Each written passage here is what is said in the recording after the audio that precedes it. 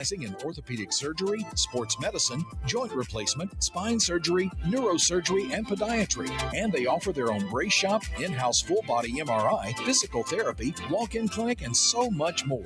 4 locations and on the web at sportsmedalabama.com. The company is Eagle Masonry and Insulation, but did you know they're also Eagle Landscaping and Dirt Work? Eagle can take care of all your landscaping needs, including irrigation, sod work, and planting, both plants and trees. On the dirt work side, Eagle can grade and build your pads, haul dirt in or out, and even do erosion control. Philip Love and his team can do it all for you. The website is the same, insulatewitheagle.com, as is the phone number, 256-755-1556. Give them a call and see what Eagle can do for you. Eagle saves you time. Eagle saves you money. When you call most roofing companies, all you'll hear is, you need a new roof. Not when you call Fleming. At Fleming Roofing and Restoration, we're focused on your needs, whether it's an easy repair or a full roof replacement. Folks around here have trusted Fleming since 1965 for all their residential and commercial roofing needs. And as the area's storm damage experts, Fleming knows all the ins and outs of the insurance claims process. Log on FlemingHSV.com to schedule your free estimate today. Fleming Roofing and Restoration. We show up. At Wheelchairs for Warriors, serving America's heroes is our mission. With your support, we serve veterans and first responders injured in the line of duty across the United States of America, providing them custom fit, complex rehab mobility solutions to ensure they rejoin their lives at the highest level of independent mobility and function possible. Join the mission at wheelchairsforwarriors.org.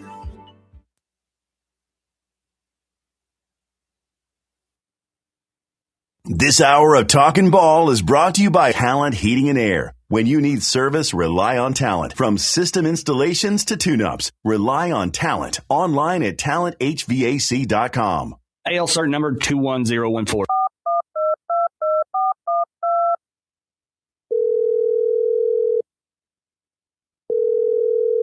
This is Thomas with Talent Heating and Air Conditioning. Thomas, I need you guys to light my flame sensor. Excuse me? Yeah, my gas valve's not flowing, buddy. What do y'all need over there? Oh, I need you to exchange my heat exchanger. You don't have to speak the love language of a furnace to call Talent Heating and Air Conditioning. We can come out and do a $49 tune-up, and you'll get savings off of that, and we'll be able to figure out what's going on with your system. Can you keep my flame lit this Valentine's Day? We can definitely keep your flame lit. Who do I gotta call? Call Talent at 256-503-4490. Come on, baby, light my fire. That was weird. It's Talent Heating and Air. They're live, they're local. Give them a call today.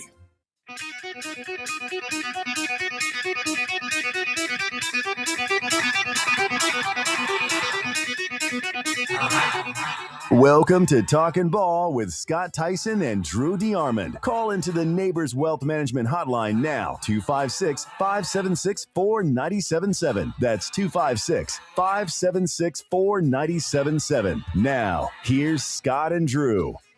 Oh, Scott Tyson is out today, tomorrow, and Wednesday. So he's in the land of Mark's Few.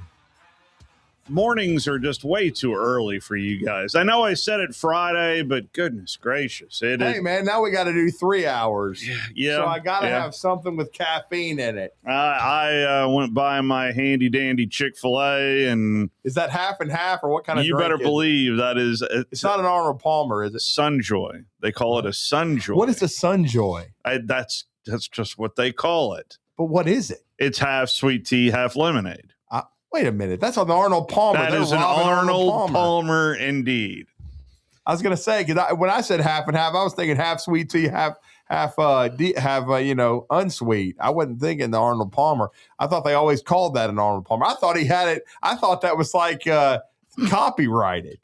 Hell, they even have an ESPN commercial watching him do it. Oh, my gosh. That's one of the better ESPN commercials out there. I mean, you remember that one before he passed? I mean, it's yeah. Oh, yeah. And then Scott Van Pelt going, that was awesome. Yeah, watching him do it.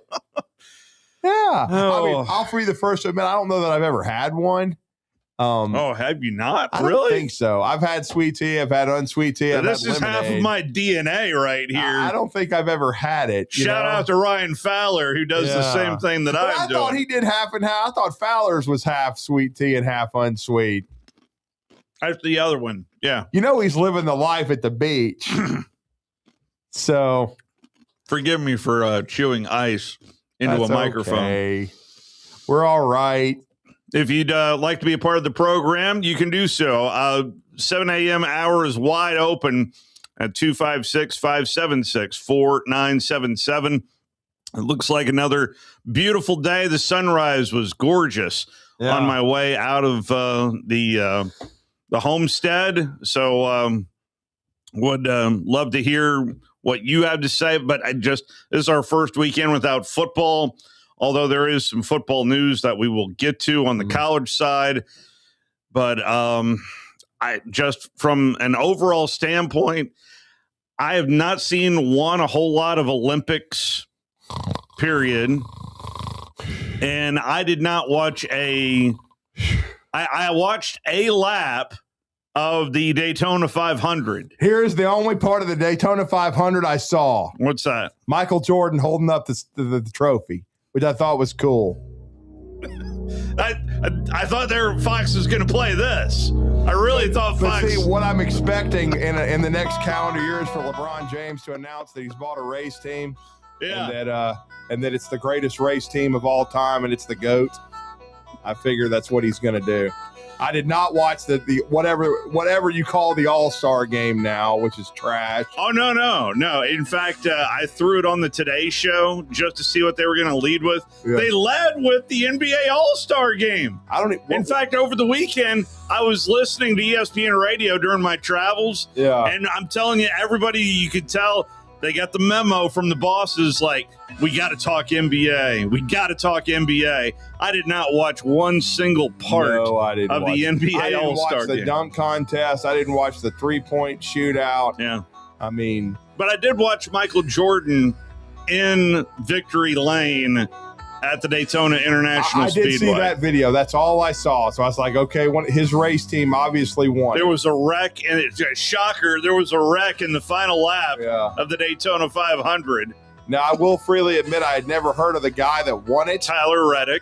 Yeah, I had not. I just know I saw Jordan celebrating. And I was just expecting this to be on a loop on Fox. Yeah, of just the Alan Parsons project. I would over and over and over. I probably won't be on ESPN because Clutch Sports will freak out because it's giving the greatest player of all time, the true greatest player of all time, not LaFlop and his stat padding.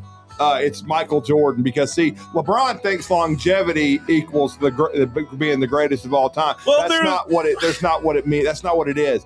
It's called the impact you have on the game. And and it's not like Jordan didn't play a long time. No. I mean, the guy played 12, 13 years. Then got suspended. And then after betting. And then that's something that an idiot like Jamie Barnes would say. Some stupid millennial. I'm sorry. He came at me with that years ago. I'm like, did you even watch Michael Jordan play? I think you were probably 4. Yeah. Okay. Yeah. So trust me, David Stern ain't suspending the greatest player in the game that got him so many viewers and was the most famous athlete in the world. Okay. I know I fed into that conspiracy theory. His father was murdered, for Christ's sake. That's right. And of course, I'm not even sure that fool knew that.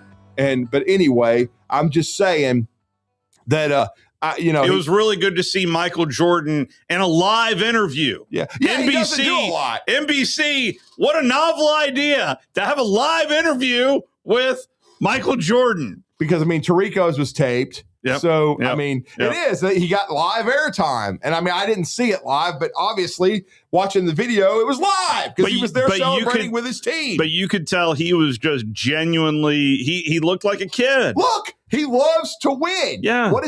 Michael Jordan is all about winning. He's not all about get me back in there so I can get that triple-double and throw it off the backboard to myself. Did you hear what he said? This is what he said. I can't even believe it. Yeah, it was so gratifying. We had 4 guys that were really fighting, that was helping each other out. You never know how these races going to end, right? It's like you just try to survive. And I thought Riley did an unbelievable job by pushing at the end. That shows you what teamwork can really, really do. I mean, he doesn't get enough credit, but we feel the love. We understand exactly what he did. And, I mean, we just hung in there all day. I mean, we were great strategy by the team, and we gave ourselves a chance at the end. And, look, I'm ecstatic. I mean, I don't even know what to say. It feels like I won a championship, but until I get my ring, I won't even know. There you go. He's worried about the rings. He's not worried about. He's already worried about the ring. Yeah, that's what he always worried about. He didn't worry about being the GOAT. Never called himself that. But everybody knows who is. If there's one thing in my life that I would bet every amount of money I've ever had, or if I could bet, if they gave me every amount of money I ever wanted, that I would bet on, it would be Michael Jordan in his prime ripping LeBron James' throat out. That there is no question in my mind. I've had idiots come at me. He's 6'8", 260 pounds. How's Michael Jordan going to guard him? Watch him. Just watch. Yeah.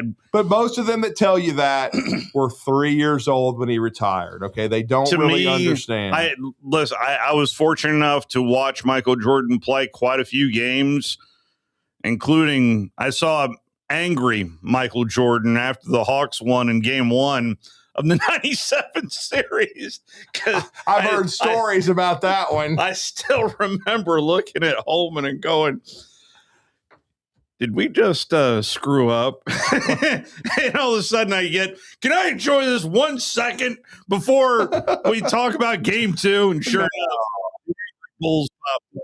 One of my stories is, of course, the 45-23 game with the Orlando Magic, where he takes his jacket off. They're like, "Oh no! Oh God!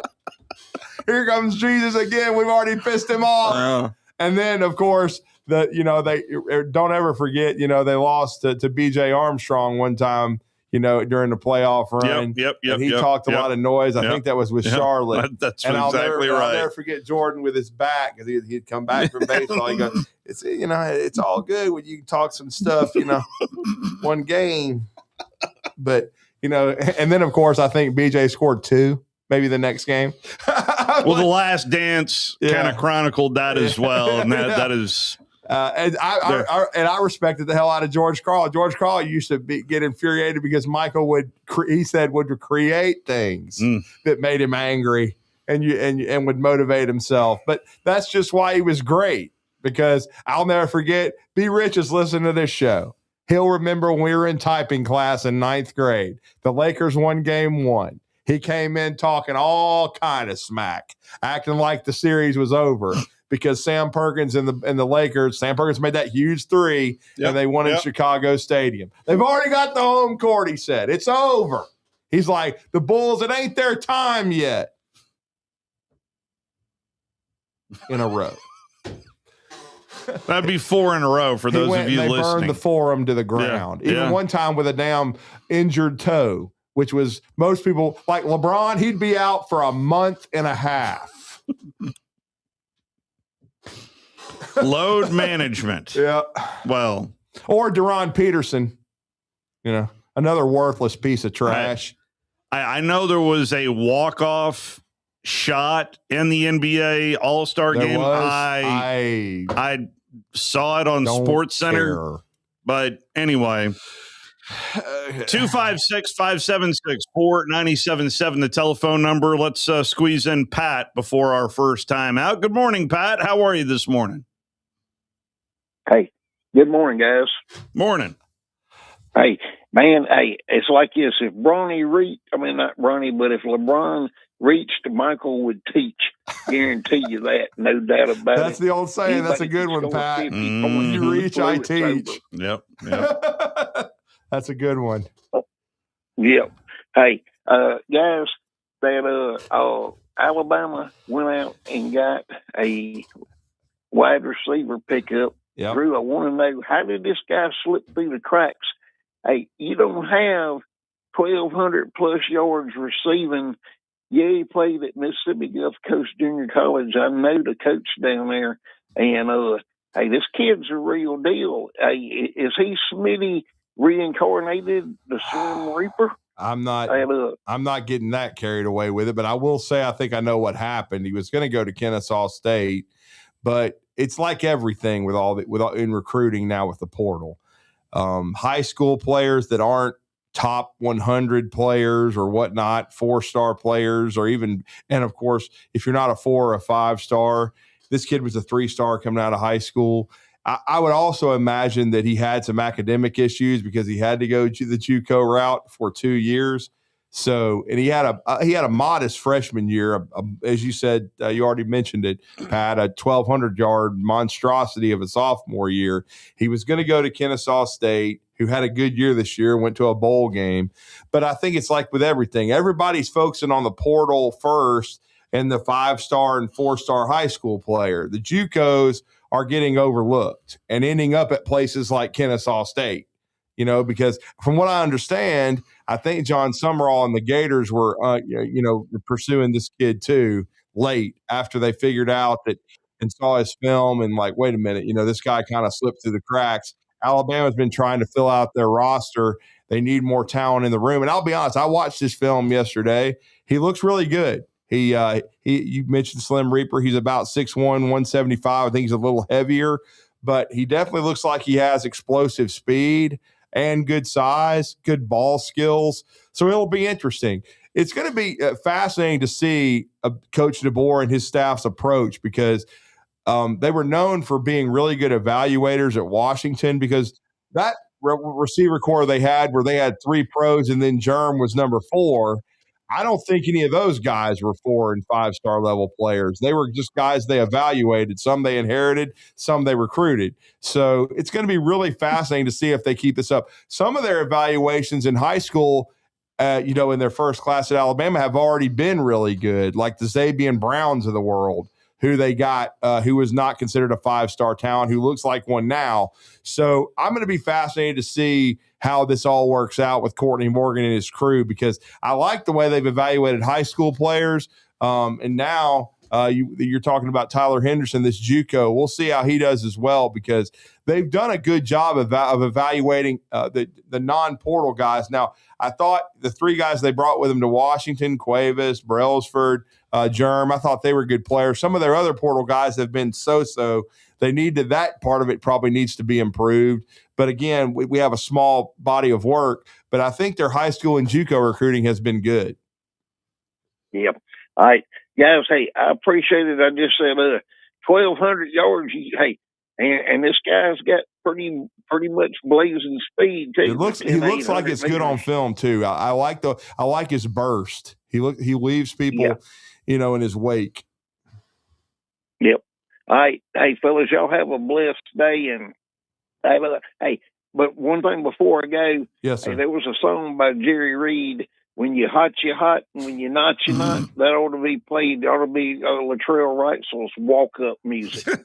Well, anytime you mention Jerry Reed, everybody knows that my ears are going to perk up. Yeah, but he's pounding down. And by the way, Pat, too, I know you probably researched this already. You do a great job, but if you looked at Tyler Henderson at Vicksburg High School, he came out of Vicksburg, Mississippi. He was a really good track athlete too. And the things like the triple jump. And then I don't know if he ran the sprints, but he obviously has that kind of speed. So anytime you have track ability, it's good. Very top and triple jump. Yeah, that's what I thought. Absolutely. Appreciate you, Pat. Have a blessed one. Do me a favor this morning when you get to work or wherever you're heading to, head over to your X or Twitter account, type in the words Wimp Sanderson. Uh-oh. Type in the words Wimp Sanderson and click on replies. Wimp, over the weekend, I'm telling you, he has tweeted out a couple of things that are just like, so one of them is this woman who's, bending over a counter. Uh-oh. And she says, be honest, where did you look at first? Wimp says, the coffee across the counter. Uh-oh. Wimp Sanderson, ladies and gentlemen. Wimp Sanderson. Oh, my goodness. Anyway, a big win for Alabama over South Carolina. Auburn, boy, they didn't struggle as much as I thought they were going to at Arkansas, but We'll dive into the SEC teams that won from over the weekend, as well as your phone calls at 256-576-4977. It's a Monday morning edition of Talkin Ball with a little side of Wimp Sanderson right here on 97.7 ESPN The Zone.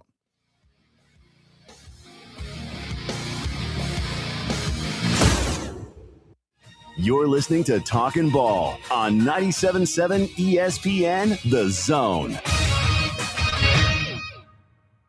Basketball fans, get ready as the Conference USA Basketball Tournament is set to return to the Rocket City and Probst Arena March 10th through 14th, featuring 20 men's and women's basketball teams playing 18 games with Conference USA titles and NCAA automatic bids on the line. It's 5 days of exciting hoops action at BBC Probst Arena. Jump into the action by getting your tickets now by visiting Ticketmaster.com. And we'll see you inside the BBC March 10th through the 14th. Come find out who will be putting on their dancing shoes. Tom Luganville here for my friends at the service department at Woody Anderson Ford. When you need service on your vehicle, whether it's a Ford or any other make, you want to get into Woody Anderson Ford, where their expert service technicians will get it diagnosed and repaired right away, the right way. And while you are there, check out all the new and pre-owned vehicles at Woody Anderson as well. They are ready to make you the best deal possible. Visit Woody Anderson Ford today. Woody Anderson Ford on Jordan Lane in Huntsville, Hughes Road in Madison, and online at WoodyAndersonFord.com. More savings, more selection, more for your trade. I'm Bobby White, and we've got more to love all month long at Lynn Layton Ford in Decatur. While they last, save up to $11,000 off MSRP on select 2025 F-150 crew cabs. $11,000 off F-150. Save more on remaining 25 Mustangs, up to $8,500 off MSRP on select models. Yep, $8,500 off on a Mustang. Save up to $10,000 off MSRP on remaining new 2025 Explorers, up to $10,000 off.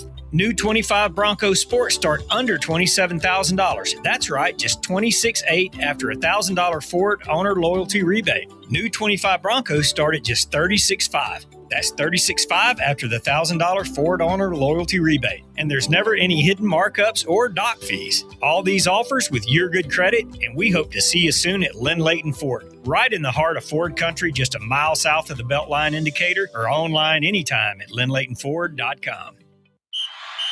The End Zone Sports Bar has done it again. This time, they're bringing their jumbo wings, handcrafted burgers, Tex-Mex, and New York-style pizza to the Midtown District with their new location on McMurtry Drive Northwest opposite the Target Plaza. Tuesdays at the End Zone means half-price burgers, and Wednesday is $1 jumbo wings all day long. The End Zone also features Sunday ticket for all your NFL viewing. The newest End Zone Sports Bar in the Midtown District on McMurtry near the Target Plaza. Get in the End Zone. Hey everyone, let's all stop what we're doing and take a moment. You see? Every moment can be kind of special. But they can be loud moments, goofy moments, dorky moments. It doesn't matter. Because every time dads like us take a moment like that to spend with our kids, well, it's pretty momentous. So let's take a moment to make a moment. Call 877-4DAD-411 or visit fatherhood.gov. Brought to you by the U.S. Department of Health and Human Services and the Ad Council. Talkin Ball with Scott Tyson and Drew DeArmond. Weekday mornings beginning at 7 a.m. Only on 97.7 ESPN The Zone. When you're hot, you're hot. When you're not, you're not. Put all the money in and let it roll again. You can explain it all at City Hall. Oh, come on now. That is the one and only Jerry Reed. The snowman. Yeah. That is exactly right. 256-576-4977, the telephone number. Tell you what, before we dive into some SEC basketball from over the weekend, the hits just keep on coming for Huntsville High as they down Sparkman, and at least following it along, this was after I was done with UH Charger basketball. It looked like a fairly dominating win for Huntsville. Well, the first quarter was a little rough. It was 7-7. 7-7? Yeah. Tyson Bobbick, who, by the way, made all tournament and I thought had an outstanding sophomore, by the way. He's a sophomore, but took really good care of the basketball, made really good decisions, shot it really well, especially against Sparkman, made some really big plays. Okay. He hit a step back three that Huntsville would have led 10-7, but it was called a travel. It was not, but it was 7-7 at the end of the first quarter. After that, Huntsville had, I thought, three of their better offensive quarters of the season. They played at a very high level. They led 23-19 at halftime. Could have been worse. Okay. But they led 23-19. And then I thought the second half was just domination. And it all started, and I know you're going to be shocked by this, off an offensive rebound and one from Cam Carney. No. Right out of the gate. No. And then he made the free throw. Now that's a little bit of news. And so and there you go. So it got Huntsville off to a really good start. Then T-Bob made some plays, but it was really the MVP easily of the tournament, and he was named was Graham Gossett. Oh, G good squared. And I know he was injured out of the gate. As the youngins would say, he was cooking. And he scored 14. If it wasn't for a couple of rim outs, he'd had 20. So he was really hard to guard, made some really tough plays, tough shots, tough threes, because both teams, Grissom and under Coach Jack Dawes, who won his 900th game at the end of the regular season, which is second most all time, I believe, in the history of the state, to Eugene Mason, and then Sparkman. They all did a great job on Hudson Gossett, who I believe I've got him at 107 threes now. He made a three in the championship game, but I believe he went in the two games around 1 for 4 total. Yeah. He only took 4 shots. I mean, there were no catching him basically, so it was tough for him to get free. He did make one on a kick out from Evan Toms in the finals. And who's next here for Huntsville High. Yeah, and then. I didn't know until I got to the gym on Saturday night that Hoover had played the night before and lost 52-50 at home to Vestavia. I was told Jackson Sheffield, the Vanderbilt signee, 6'9", did not play. He's got some sort of hand or finger injury. Let me guess, he's going to be back in time for. He's telling people 2 weeks, which would mean the Final Four. So. I mean, that's very assumptive. When I see it, I'll believe it. But, I mean, I'm sure he'll put some kind of brace on or something because now they're playing Huntsville. And a week from today. Yeah, a week from today. It should be a heck of a matchup. Jack State. Evan Toms. So it'll be at Jack State. And we are efforting to try to have that game for you right here on 97.7 ESPN The Zone. And then, that the other game will be Vestavia. They will take on Sparkman. So there's a chance Huntsville could play Sparkman a 5th time, which is crazy because about 3 years ago when they went to the Final Four, they played Grissom 4 times, including in the Elite Eight. So it's insane. But that's just Huntsville Hoover happening a week from today. Yeah, Huntsville Hoover. We've already had Bama Big Rick call in and basically say it's the Hoover Invitational. Well, Vestavia didn't get the memo about the area tournament. And it's Vestavia and Sparkman on the other side. Yep, Vestavia and Sparkman on the other side. Patrick Davis does a great job with the Rebels, and Coach Obadiah Threadgill's done a great job with a really young Sparkman group. They kind of got buzzsawed by Huntsville, I thought, Saturday, but they've got a mulligan. So they got another shot. And that's right. They've got really good guard play. Huntsville got their 2 bigs in foul trouble. Landon Malone, who's had now, I thought, a really good sophomore year, and then Zach Johnson, who's a junior, really good player. They both got in foul trouble, but they also did a good job on Evan Toms because Evan Toms had 4 fouls halfway through the third quarter. Wow. So and then he ended up with 13 and 7. And played well in the fourth quarter. But, I just felt like Huntsville, they built a lead, and then they were up double figures at the end of the third quarter, and then a Graham Gossett 3 in the fourth made it 46-30. That'll do it. And that's the knockout blow right there against a really good Sparkman team. Upper half of the bracket, Bob Jones takes on Thompson. That game comes up on Friday at 10:30, I would assume, over at Wallace. Yes, because Thompson is 14-18, but they upset Tuscaloosa County by 2. Wow! I believe in that area tournament championship game, and then Bob Jones lost to James Clemens in a very competitive game in a final over at JC. JC's had an outstanding year, and if you saw them in the Classic, boy, they passed the look test. I mean, they're outstanding, very athletic.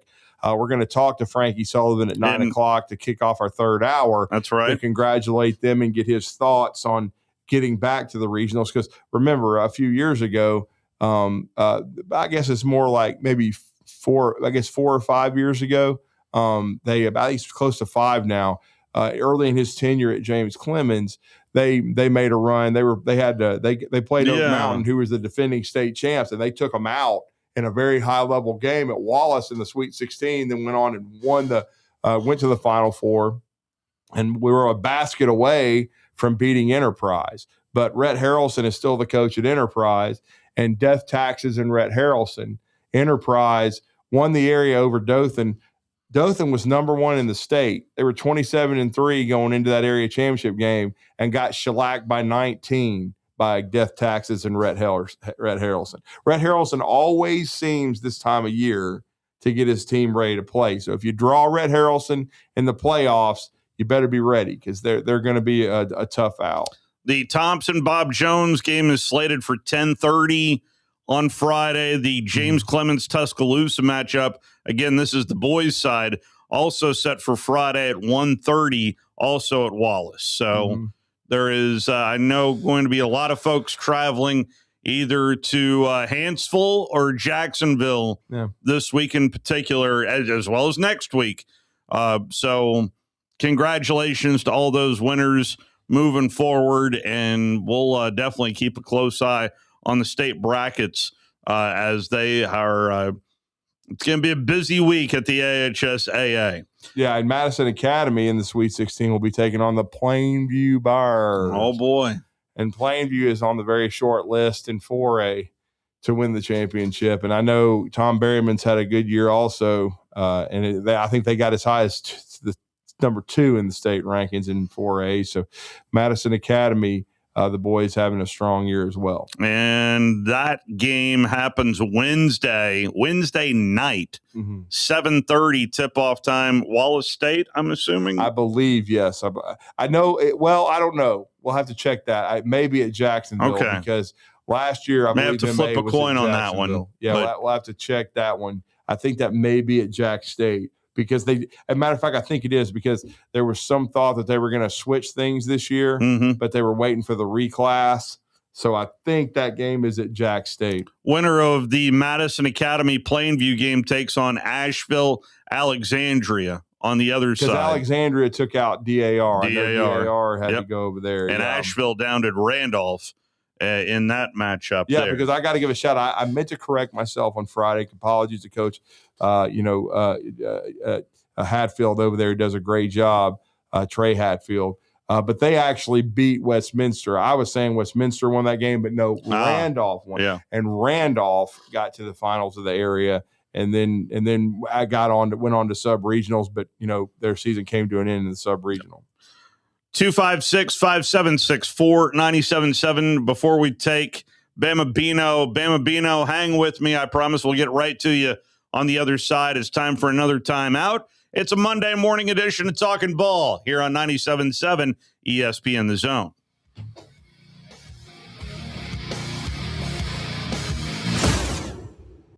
You're listening to Talkin Ball on 97.7 ESPN The Zone. Your Fox 54 weather. I'm Fox 54 Weather Impact meteorologist Emily Owen. Expect to see a mostly sunny sky for this Monday across the Tennessee Valley. We'll see high temperatures warm into the mid and upper 60s for the afternoon. Heading into our Monday night, we'll see mostly sunshine turn to a mostly clear sky. Low temperatures falling into the upper 40s. Your Fox 54 weather, only on 97.7 ESPN The Zone. You invest in your customers with your heart, soul, and skill. Well, it's time to invest in yourself with the next generation Cat 255 compact track loaders from Thompson Tractor. After all, those who give their best deserve the best, and this machine has it all. With features that include a more powerful engine, tri-axle truck loading capabilities, a spacious cab, and a smooth ride for all-day comfort. Thompson Tractor knows how much value you place on your customer satisfaction. It's how you build your business. It's also how we build ours. Since 1957, hardworking folks like you have counted on Thompson to provide the absolute best lineup of equipment in the industry, all backed by a customer service and product support team that time and again have proven to be second to none. It's all about maintaining peak performance. Always has been, always will be. Visit ThompsonTractor.com for details. Thompson Tractor, we're here for you.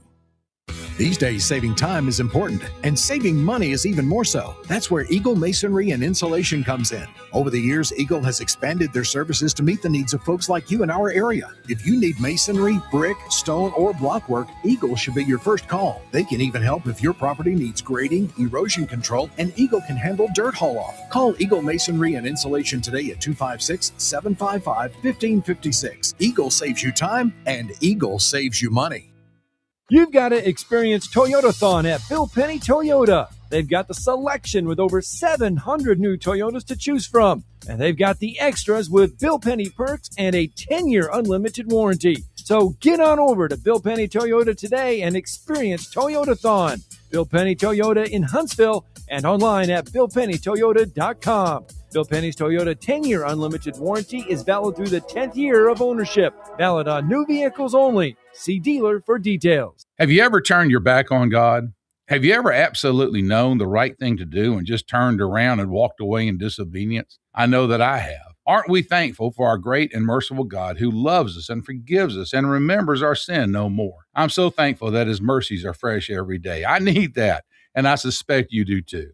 Hey, I'm John Dees, pastor of Cross Point Church, and if you're looking for a church home, come see us. We're smack dab across the street from the YMCA in Madison, and check us out at cpcfamily.org. Wheelchairs for Warriors serves those who served us. We provide custom-fit wheelchairs for veterans and first responders injured in the line of duty. When they are denied the services they deserve, we stand in the gap. To join the mission and support America's heroes, you can visit our website at wheelchairsforwarriors.org.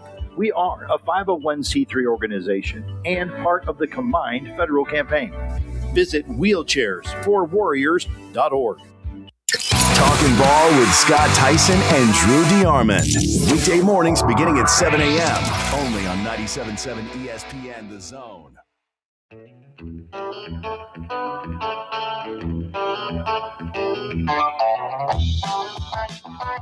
Another Jerry Reed song? No? Okay. I'm going to lay out. It's swamp music, Leonard Skinner. Okay. All right. I thought this was maybe the movie Gator. The Tom Abraham show comes up today at 10 a.m. And we know they'll have a full Daytona 500 recap on the show. Oh, yeah. Yeah. Because they watched it. I did not. And probably every lap, every wreck. Oh, I saw the tweet from the Czar. I saw did you? How it was an amazing race. So it was a great race. And you watched and it. We know, every lap. And see, he's a NASCAR guy. So Brody and Tom will have a lot of fun today with John Abraham on his 50th vacation. John will be back with us tomorrow morning. Yes, he will. But I'll bright and bushy-tailed. Yeah. You know, after the Mardi Gras hangover. Is that why he? No, it was Valentine's Day, right? No, it was sure Mardi Gras. Good. No, I bet it was Valentine's Day. Well, it's part of it. No. It's Mardi Gras? Is it Mardi Gras? It's Mardi Gras weekend, man. Okay. I saw pictures from a bunch of my friends. So I think there was even a celebration here. I think.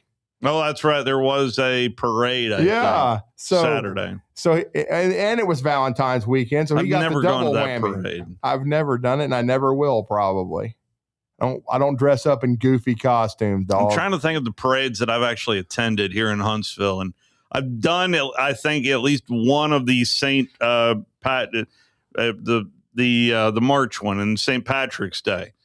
But other than that, I just, the Christmas parade. But no, I have not attended. I feel like the only time you should have a parade for Mardi Gras is either in Mobile or New Orleans. But anyway, let's talk to Bama Bino on the Neighbors Wealth Management Hotline. Good morning, Bama Bino. Good morning, sir. Good morning, guys. I was I'd run across something on Truth Social about Jerry Reed. It was, and I knew you liked him like me. He was a classic. But I just want to give my honors to y'all. You know, I always people take things for granted, and I just want to let you know that where you can recharge your batteries. The talent that you guys have, and the amount of energy y'all put into doing homework for a truthful but yet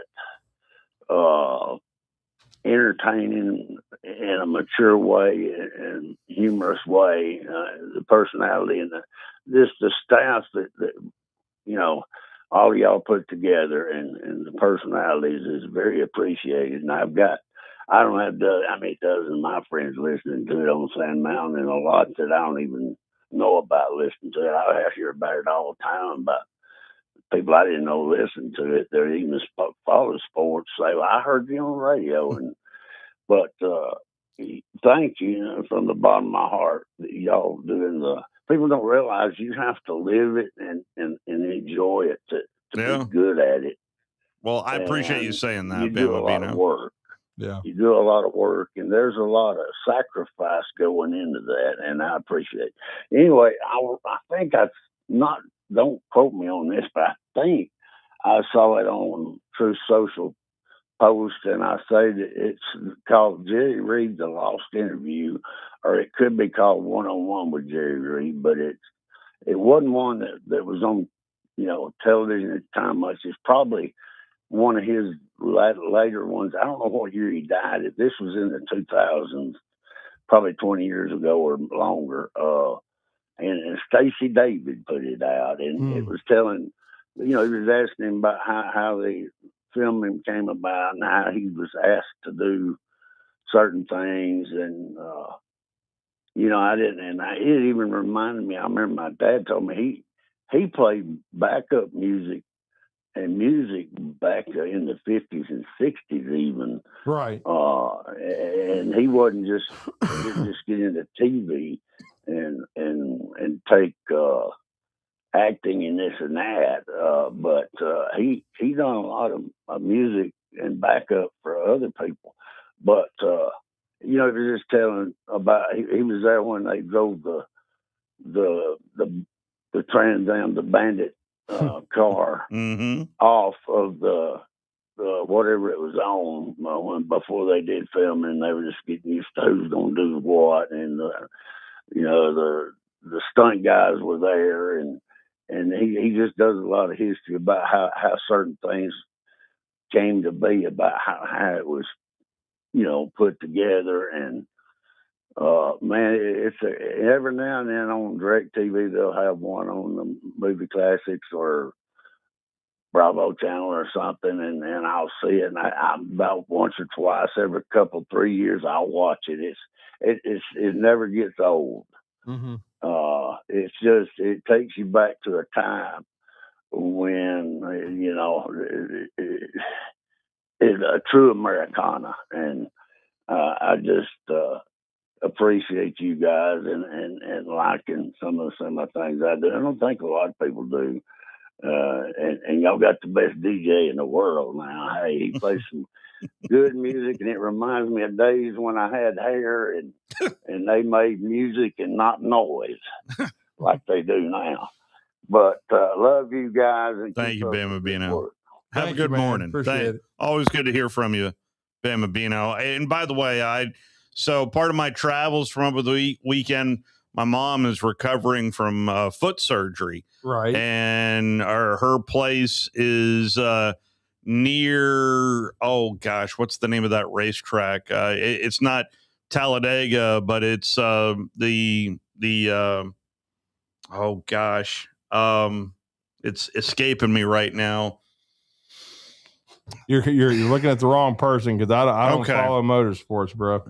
I mean, I of course Talladega. I knew. I was like, that's the first one I think of. It's not Barber. It's next to Barber Motorsports Park. Gotcha. And so I come up 79, come up a different way, and I stopped in Cleveland, and got recognized just by saying hello to somebody. It happens. It's happened to me too, man. People that listen to our show, and I used to do the same thing. It's how I met Scott Griffin, because I heard he said hello, and I was like, okay, this has got to be Scott Griffin. Yeah. I listened to it. I listened to one of his old shows. He was like, I was like, really appreciate you listening to that. It was called Rim Rap. He did a basketball show on Jocks, and Scotty's been around a minute. Yeah, but he's so good at what he does. You don't hear many basketball shows in the state of Alabama. Most everybody's wanting to talk about football 365 days a year. I get it. Hoops. And I've always loved basketball, so I used to listen to Rim Rap all the time because he would talk about it. Well, Alabama, I thought it was a fairly efficient win for the Crimson Tide. It was good guard play. I mean, the triple threat of LeBaron Philon when he doesn't throw it to the other team, and then Aiden Holloway, who's probably been the most consistent guard. No, Philon's the most talented. Everybody understands that, and he's the most capable of the three. And then lately, Latrell Wrightsall being healthy and regaining the confidence in his three-point shot. And then Houston Millette, he can make it a foursome, but he didn't really do a whole lot. He made a late three against South Carolina on Saturday. But I'll be blunt. South Carolina, to me, is the worst team in the Southeastern Conference. Alabama should have won the game by 25 points. They missed too many free throws. They missed 8, I think. They had too many turnovers, especially the start of the second half when they had built a 45-32 lead. Michie Johnson, who's on his, I think, third go around with South Carolina. I've never seen anything like it. He just kept bouncing from Ohio State to South Carolina, to Ohio State to South Carolina.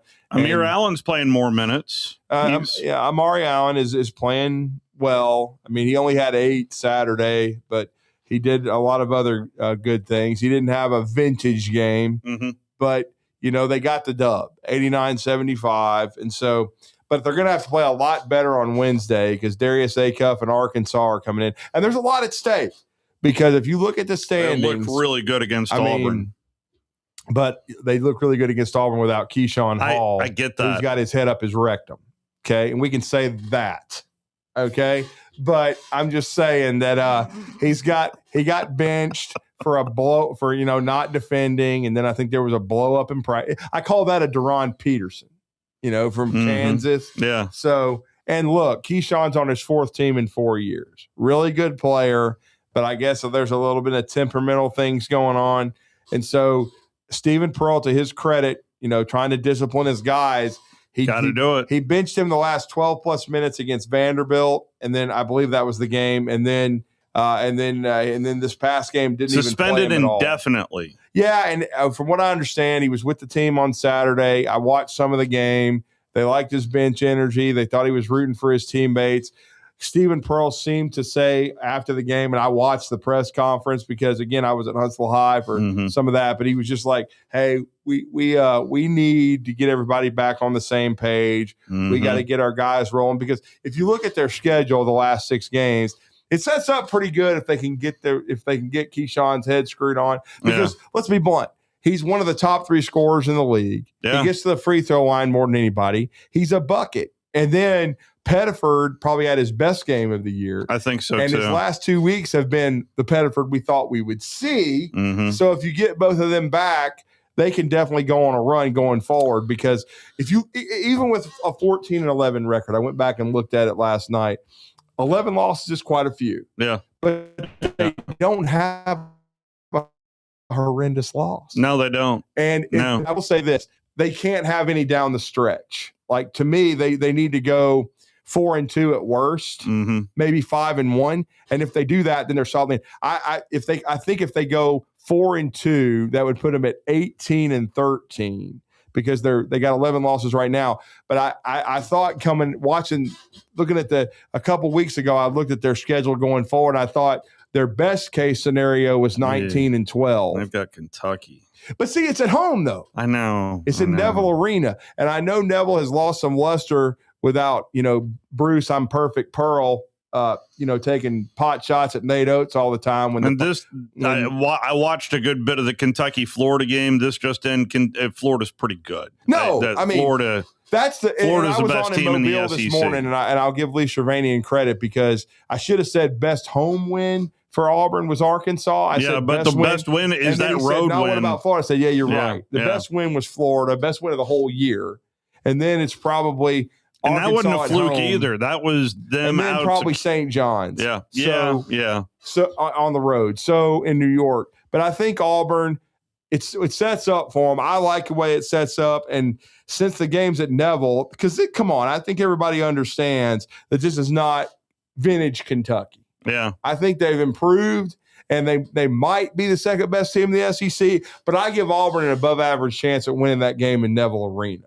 Okay? Mm-hmm. I got to give at least if they can get Keyshawn Hall back. The midweek game is at Mississippi State on Wednesday. Then they play host to Kentucky. And the Alabama game will be a dogfight because it was a dogfight in Auburn. So I would expect them to play well in Tuscaloosa. It's going to be tough to win. March 7th, by the way, for that. And that's why I said 4-2 because because I think there's a tricky game in between there. The trickiest game to me is at Oklahoma. Yeah. Because Oklahoma has not packed it in. I had no idea that Lane Kiffin transferred to Oklahoma over the weekend. You're quoting me on Mobile Radio. Really? Because they said, Drew, can you believe the popcorn machine caught on fire? And I said, I can't believe Lane Kiffin burned it again.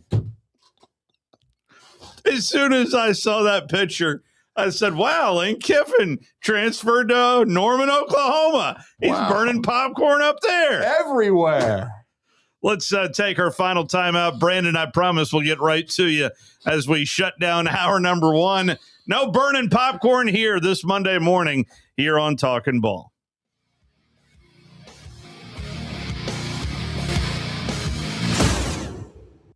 You're listening to Talkin Ball on 97.7 ESPN, The Zone. The crimson and white jerseys. Front court to the rack and the play. The sound of a buzzer beater. Got it to go as the buzzer sounds. The Roll Tide chant from the crowd. It can only be Alabama basketball. Join the Alabama Crimson Tide right here on your home for Alabama basketball.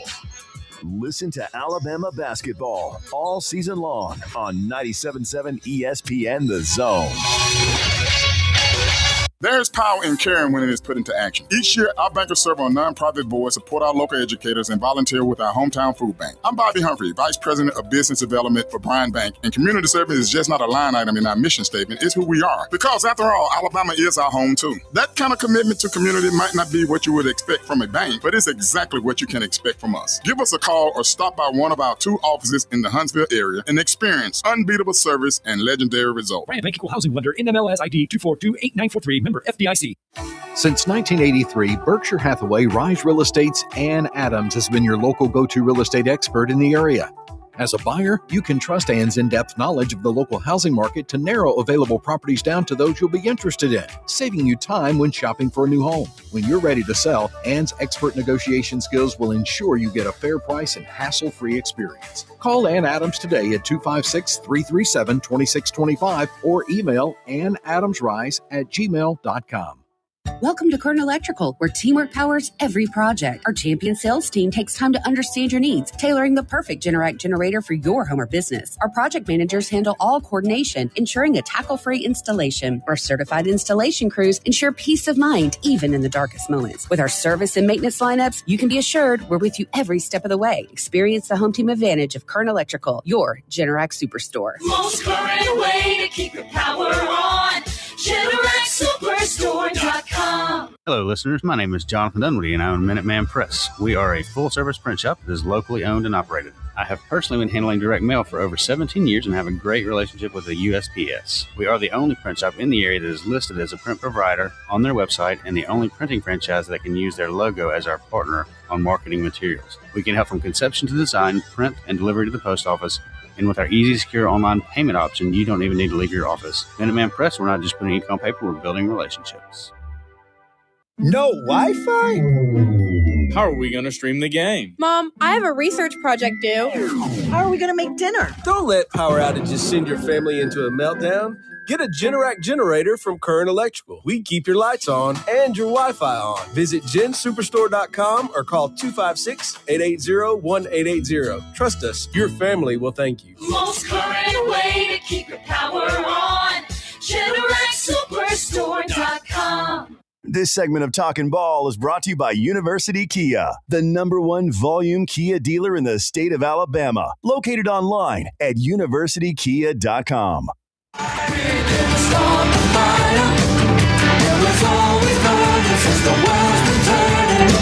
Is that Norman?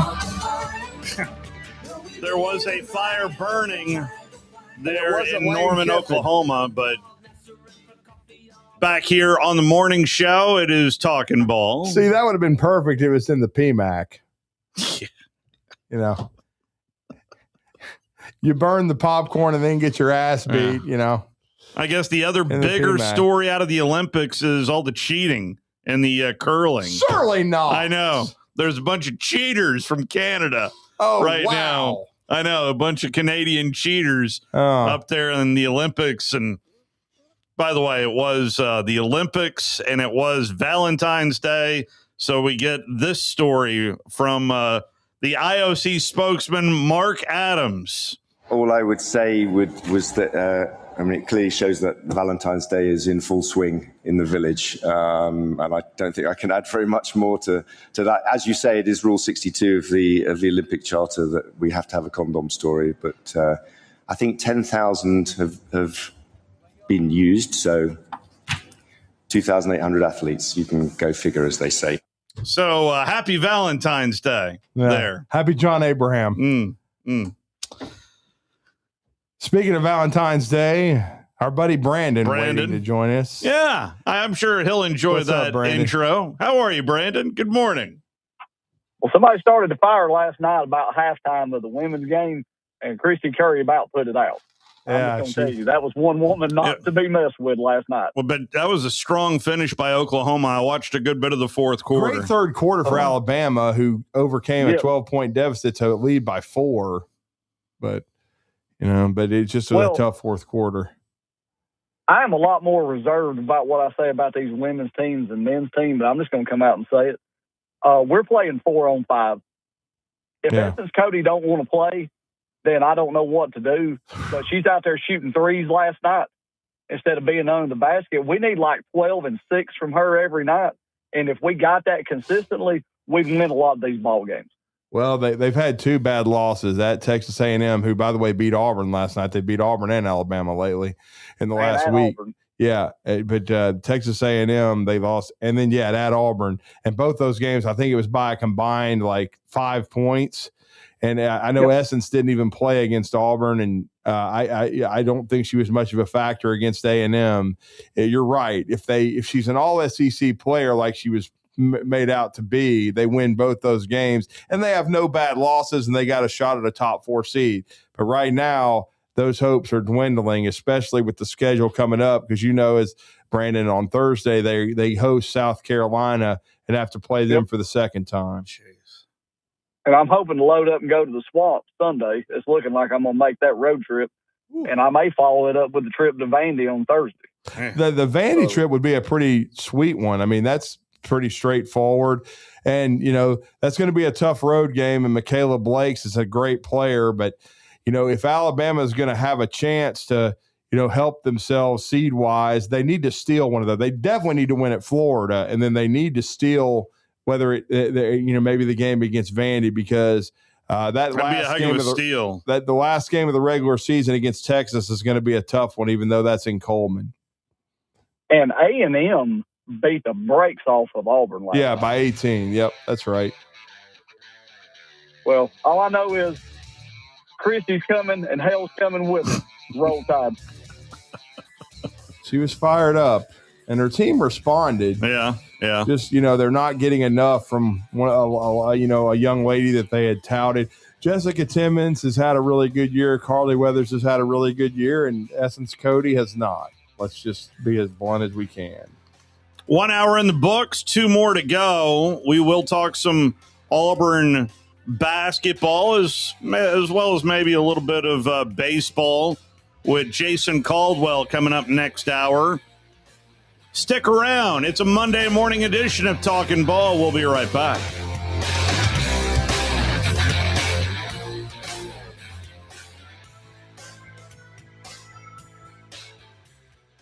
This is Brent Musburger's VSiN Action Update on 97.7 ESPN The Zone. Drivers who switch to Progressive have an annual savings of nearly $750. Progressive.com. South Alabama on the road today at Marshall in Sunbelt Conference basketball. The Thundering Herd of the 4.5-point favorite of the Cam Henderson Center, where the total's 148.5. Alabama A&M laying 3.5 with Arkansas Pine Bluff at the Advent Center today, 143.5 the total. While the Delta Devils of Mississippi Valley State have dropped 23 consecutive games. They're 1-24, 0-11 in the SWAC. They're a 15.5-point underdog at Alabama State today, 140.5 the total. In top 25 college basketball, Iowa State 1.5 home favorite against the Houston Cougars, 134.5 the total. For more, go to VSIN.com. Mike Sennett, 97.7 ESPN The Zone. No representation is made that the quality of legal services to be performed is greater than the quality of legal services performed by other lawyers. A wise man once said, if you take care of old folks and children, everything in the middle will take care of itself. Hi, I'm Danny Aldridge, lawyer in Alabama and Tennessee. In the next 20 years, the number of those folks over 65 years of age will more than double. In our golden years, the most important goal is to be treated with dignity and have control over doing what makes you grateful with those you love. At the Aldridge Law Firm and the Legal Town Center, we're dedicated to help you with these goals, and we'll be there when life throws you those inevitable curveballs. Let us assist you with your legal needs, whatever they may be or become. You may reach us by phone at 256-534-3188 or online with Dan at danaldridgelaw.com. Just remember, we're here to help. Whether it's personal injury, wrongful death, fraud and cheat, or estate planning made complete, we're here. WZZN, Union Grove, Huntsville, Alabama. 97.7 ESPN The Zone. SportsMed is the official team physicians of the Rocket City Trash Pandas. And if the pros trust SportsMed, you can too. SportsMed provides every service you might need for complete orthopedic care, specializing in orthopedic surgery, sports medicine, joint replacement, spine surgery, neurosurgery, and podiatry. And they offer their own brace shop, in-house full-body MRI, physical therapy, walk-in clinic, and so much more. 4 locations and on the web at sportsmedalabama.com. This hour brought to you by SportsMed Orthopedic and Spine Center. Online at sportsmedalabama.com.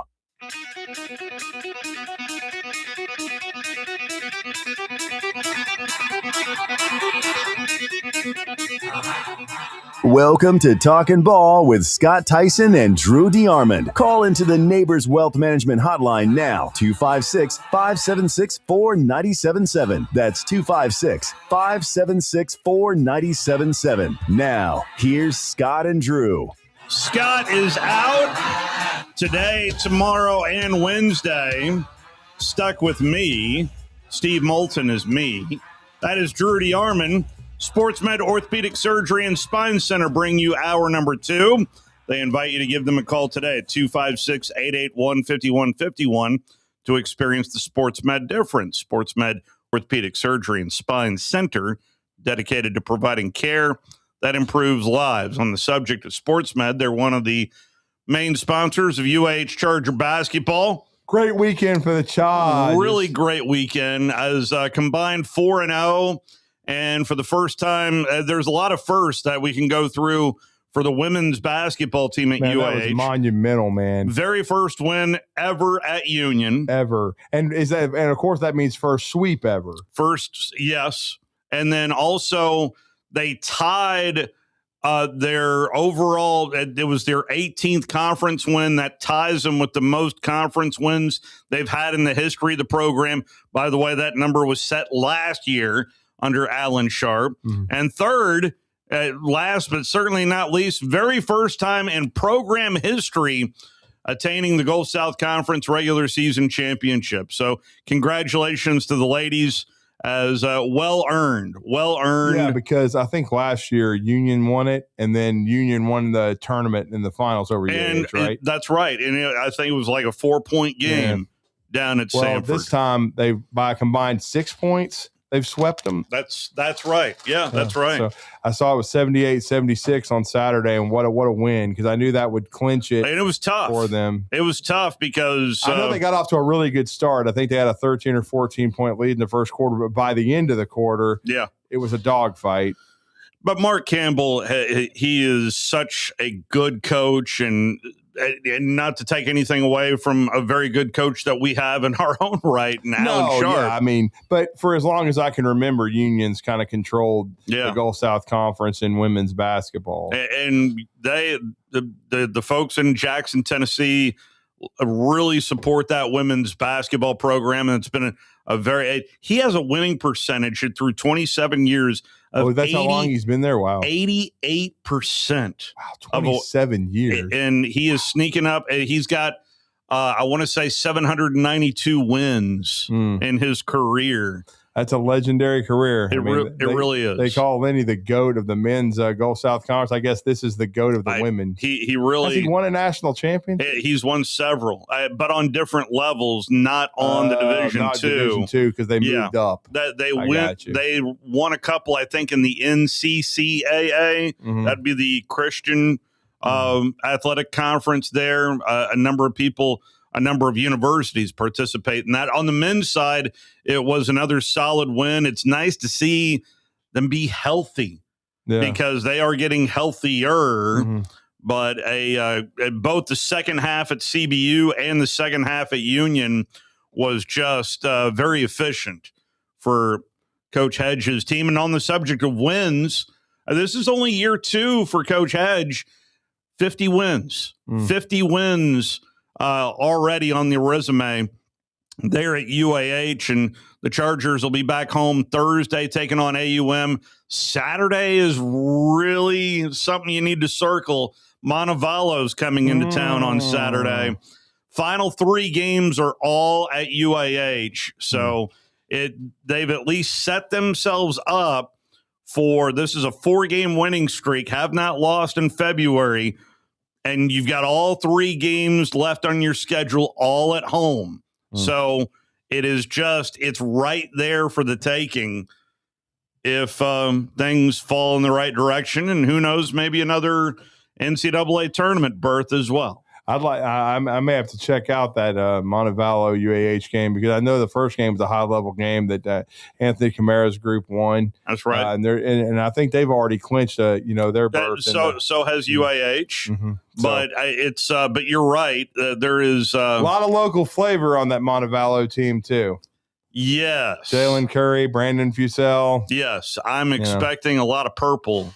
Saturday, but I would love to see a lot more blue in there on Saturday. I'd like to just see a really nice crowd, and that'd be for a high-level Gulf South Conference game, and then you can listen to Alabama, and then come watch UAH, because we'll have the Tide, and I believe they're playing in the PMAC against LSU, but I think that's a 5:00 game.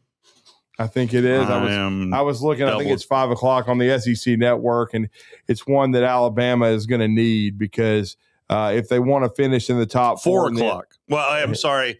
Pre-game is 4:00, 5:00 tip-off. So you're right. But I believe the Montevallo game would be at 7:30, though, right? Or 7? No. The Montevallo game is 4:00. Oh, so it is in the afternoon. Yeah, okay. So that'll be on Talk Radio. It's going to be night. So it'll be on Talk Radio, WZZN, coming up on Saturday. You can go to the UAH game and then listen to the Bama game. Done. And especially you can go watch the second half. Yeah, that'll be free and clear by that time as well.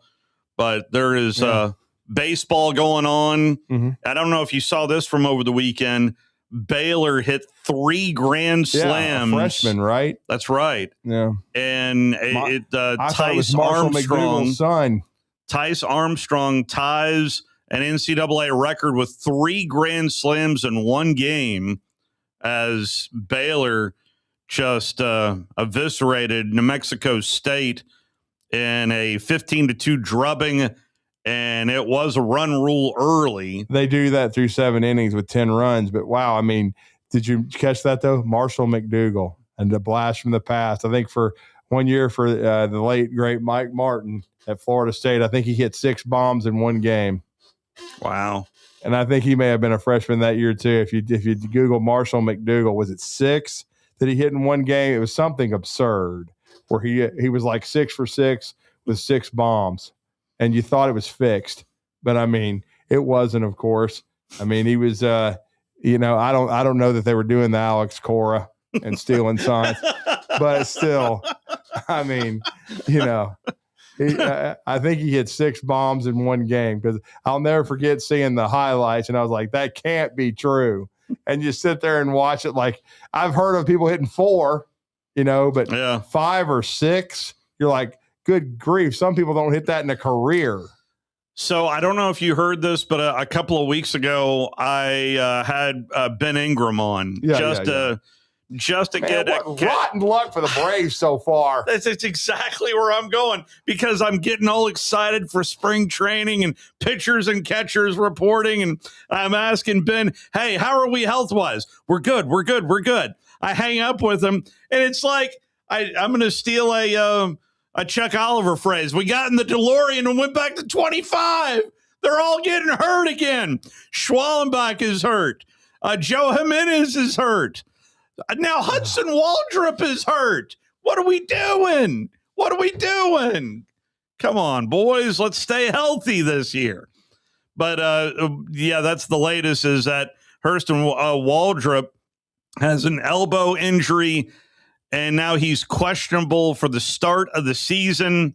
Joe Jimenez is expected to be out until mid-July with a knee injury. Sean Murphy has a hip injury. He is going to be out until mid-May. Spencer Schwallenbach, he's got an elbow injury. He's out till June. So, other than that, the Major League Baseball, otherwise known as the Los Angeles Dodgers Invitational, still continues as we warm up for the season. And I guess there's a lot to be excited about if you're a baseball fan there. I really enjoy watching the Braves, and Austin Riley has shown me already something a little bit during this spring training, but it's tough. It's really tough when you're seeing all these injuries for the Braves right out of the gate. It's not good. It really is not good. But I guess at least you know what you're dealing with heading into the season. I guess. I had already seen Schwellenbach and then Jimenez, but then when I saw Hurston Waldrop yesterday, and I saw Walt Weiss's comments, and he said there's some loose bodies. First thing I thought was, great. That's at least probably half the season, So now they have to almost go get a starting pitcher. Yeah. Nick Castellanos has agreed to a deal with the Padres after being released by the Phillies. The West just looks loaded. Just is that should I would only be half joking, but I almost texted Brewer Hicklin and was like, you going to try to pitch? I mean, at this point, well, the Braves, I know, utilized 47 different starters last year. Oh, yeah, it was all you were hoping they'd have more luck, and now it's just already starting. I mean, and I know they've been wanting to in my opinion, it looks like they want to try to develop their young pitching. They're not trying to go out and spend an inordinate amount of money. Although you saw what I'm really concerned on them bringing up a kid like Didier Fuentes last year. Of what that's going to do to his head. Yeah, because you don't want to bring just him how young early. he is. Yeah, I don't know. It's always a juggling act. And now Spurs, I know the latest, new toy in the play box, but these are pitchers, and it's takes time for them to develop, but they're throwing so hard. I just don't know the sustainability. There's only so many Nolan Ryans that are, out there, period, of just how strong your arm can be. Nolan never had any big time arm trouble. Not that I can remember. That's why I went there in my head. I don't think he ever had Tommy John. But surgery. I can remember back in the day, even growing up, I kept hearing at least when I would get my sporting news, the old school sporting news, I would always read, boy, as hard as Nolan throws, surely to goodness he cannot sustain. And I'd read that year after year after he's year. 45 years old, still sustaining, throwing no hitters. Now, I know Roger Clemens had some injuries, but I don't think they were. I don't remember him tearing up his elbow. No. But then he misremembered what he shot in his ass. So there's that. No. I think we're okay. Yeah, we are. Yeah, I think we're okay. Yeah. We had a meeting last Tuesday, and so now I'm getting these looks. Yeah. You know what I'm saying? I mean, I was listening. So 256-576-4977, the telephone number. So college baseball has started. By the way, I looked it up, Steve. Yeah. It was May 9th, 1999.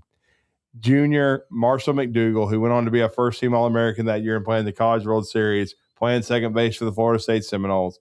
He'd been a junior college All-American after a very good high school career. But this is what happened on that day in the 26-2 win over the Maryland Terrapins. And by the way, the whole team didn't even take batting practice. Marshall McDougal, second inning, solo homer. First at bat of the game, 18th homer of the season. Fourth inning, 3-run homer, number 19. Sixth inning, 2-run homer, number 20. Seventh inning, 3-run homer, number 21. Eighth inning, grand slam, number 22. And then he gets up in the ninth, 3-run bomb, school record 15 RBIs to go along with 6 homers. Wow. As the Florida State Seminoles just crushed the Maryland. And I guess there was no run rule back then. But, of course, I once watched Alabama in 97. 2 years before that, they beat LSU, who went on to beat them for the national championship because Roberto Vaz, Roberto Vaz broke his foot. And Berto was a first-team All-American, best hitter on the team, best left-handed pitcher, could start or close, best player in college baseball, I thought.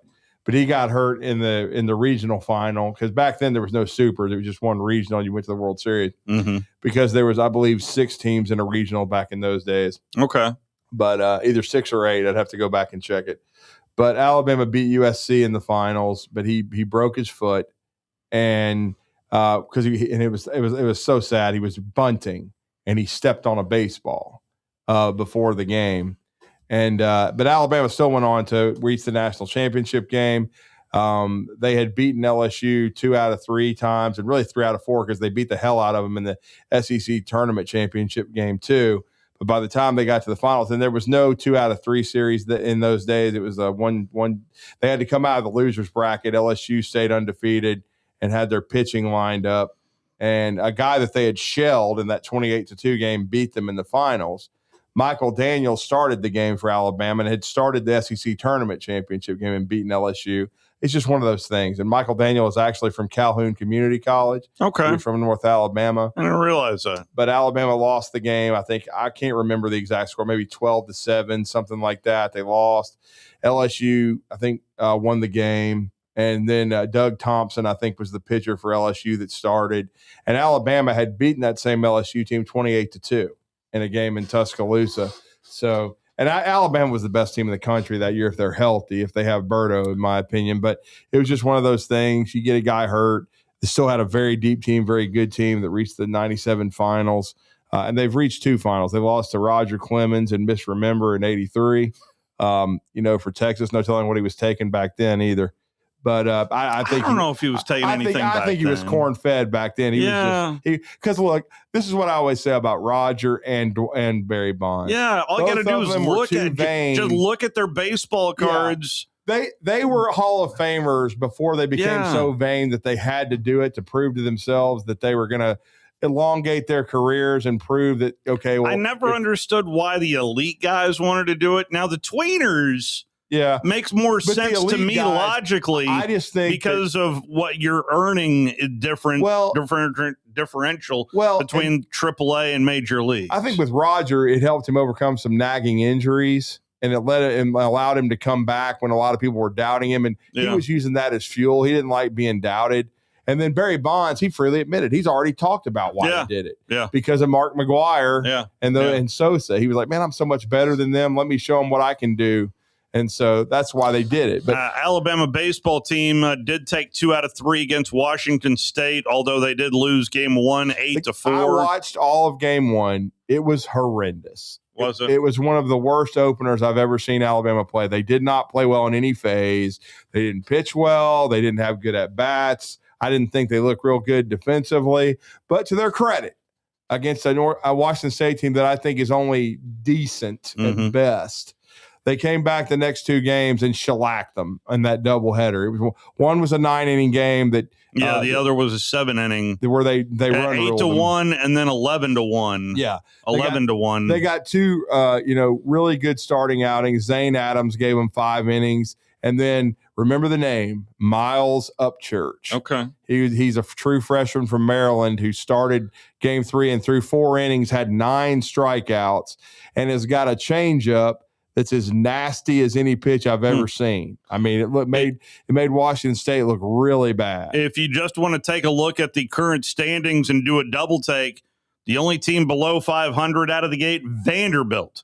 The Vanderbilt Commodores are 1-2, but they participated in the Shriners Children's College Showdown. They lost to TCU 5-4, really good program. And then they lost to Oklahoma State 11-1. That was an 8-inning, but they did beat Texas Tech 13-3. They ruled the Red Raiders. 3 quality opponents, though. Yeah, I mean, if you just look at 1 and 2 and go, oh my gosh, what's going on in Nashville? They're okay. They're okay. I would say all 3 of those teams are regional teams, so don't get all torn up because you start 1 and 2 if you're Vanderbilt. They got Eastern Michigan at home tomorrow, by the way. I mean, and they got Tim Corbin in the dugout. He's won 2 national championships. Yeah. That's like when Alabama fans, softball fans, complain about Patrick Murphy and wish he would retire. And I'm like,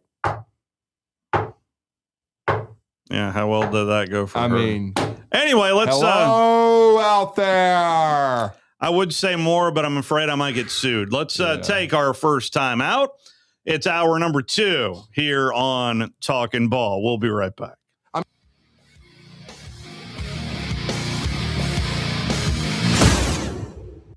You're listening to Talkin Ball on 97.7 ESPN, The Zone.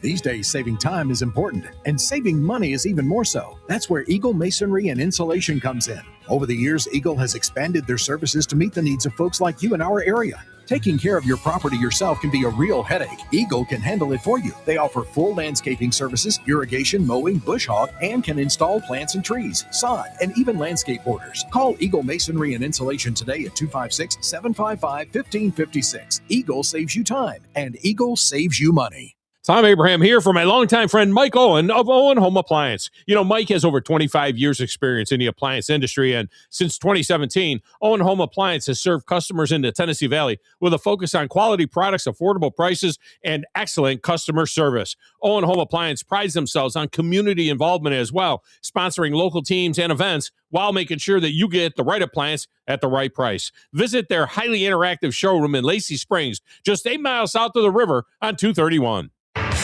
4-time Grammy-nominated Joe Bonamassa, hailed as one of the world's greatest guitar players. Blues rock titan Joe Bonamassa, performing live March 19th at the VBC Mark C. Smith Concert Hall. Tickets on sale now at Ticketmaster.com. Joe Bonamassa. Every show is a new experience. Tom Abraham here for my friends at All About Water. Crazy name, huh? Well, let me introduce you to them. All About Water is the top pond builder anywhere in the Tennessee Valley, and that includes remodeling or cleaning out existing ponds as well. They also have monthly maintenance plans for your pond. Don't have a pond? Well, how about a fountain or water feature for your property to bring that soothing sound of running water to your happy place? On the other hand, maybe you have water on your property that you don't want.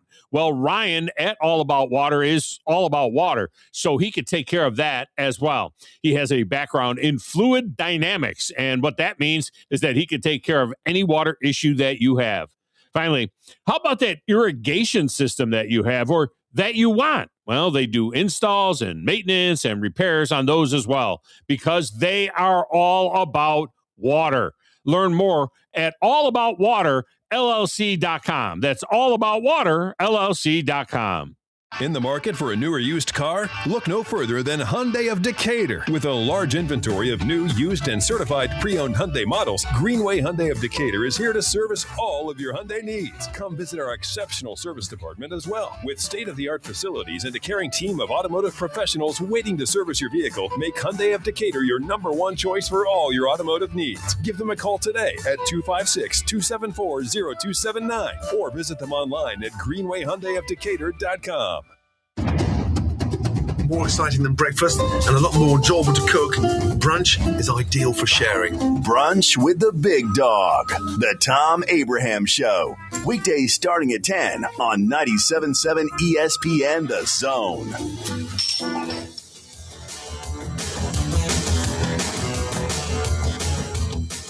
It is a Monday morning edition of Talkin Ball.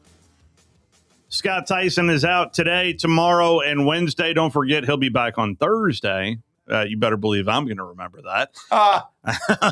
But Scott out today, tomorrow, and Wednesday. Softball also started as well. And but I will say, Steve, you are going to get a nice day off on Wednesday because of Alabama-Arkansas for the drive. But there's no day off here. I know, but at least you won't be having to do anything in the evenings.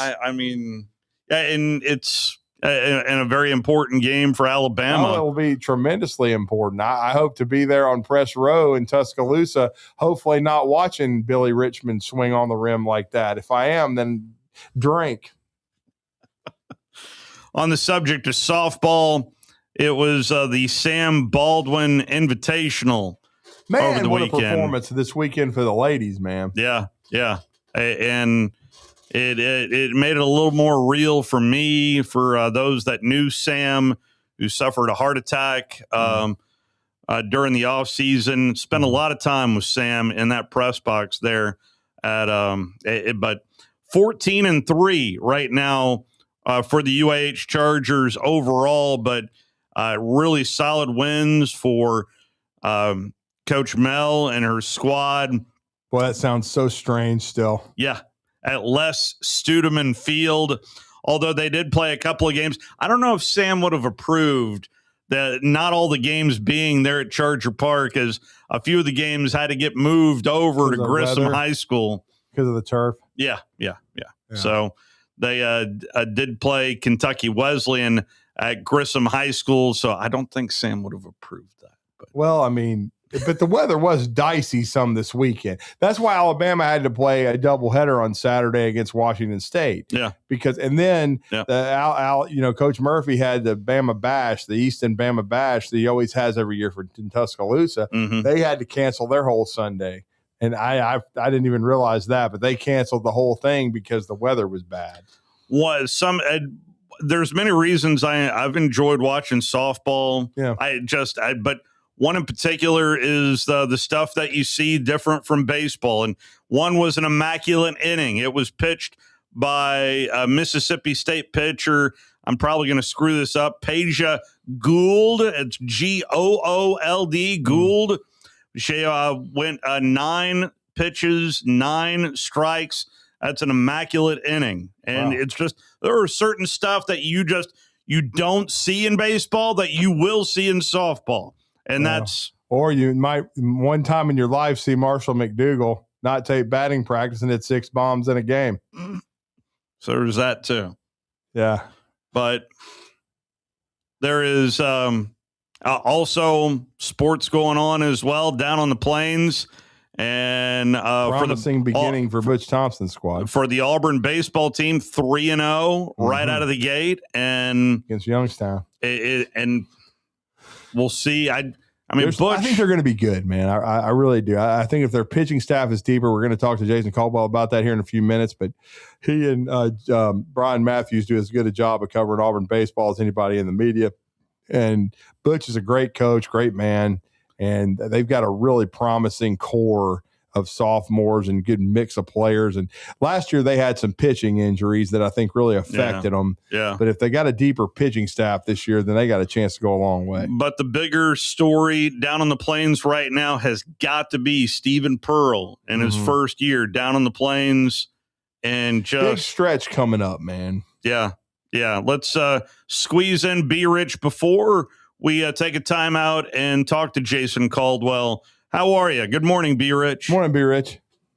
Hey, fellas. Man, y'all were talking a little bit of softball. I was going to jump on real quick because this weekend was the Clearwater Invitational down in Tampa St. Pete area where they bring in really, really good teams, So you just Tennessee, Nebraska, I think. Tennessee was the only team that went undefeated. Yeah, they got what, 3 top 10 wins or 4? I mean, I know they got a bunch. Oh my gosh. Yeah, I think they went either 5-0 or 6-0 on the weekend. Georgia also, your Bulldogs looked pretty impressive too. Okay. I don't know, man. Tennessee with Carlin Pickens, man, she throws like mid-70s, which is, that's hard. Wow. But I don't think there's anybody that throws harder than her in softball. So they looked really impressive. I was able to catch a good bit of Bama's. I watched all of their games on Friday and Saturday. They've got a couple of really good impact freshmen. So it looks like Patrick Murphy, and man, they are knocking the cover off of the ball early in the season. So they look to be doing some good things. But I love to see that neon yellow ball flying around. So it's that time of year. So I'm excited about it. It looks like that the SEC is going to be an absolute meat grinder. And how about this for straight class? Patty Gasso takes her Oklahoma Sooners down to Texas El Paso and puts a 35-0 shellacking on UTEP, the host team. 35-0. Not that I expected much class from Patty Gasso, but I probably expected a little bit more than that. Like Nick Saban used to say about running up the score. He didn't like to run up the score just because those other players got mamas and daddies too. So, it's one thing to put a run rule on somebody. Is that the equivalent of 222-0? I mean that's like what it is. 4-inning game, I guess, or 5. 5. I think you got to go 5. Got to go 5. Okay. Official. Yeah, got to go 5 to be official. But 35-0 and 5. Don't we put up a 20 spot and maybe call the dogs off? So I don't know, man. Patty Gasso's gonna do what she does.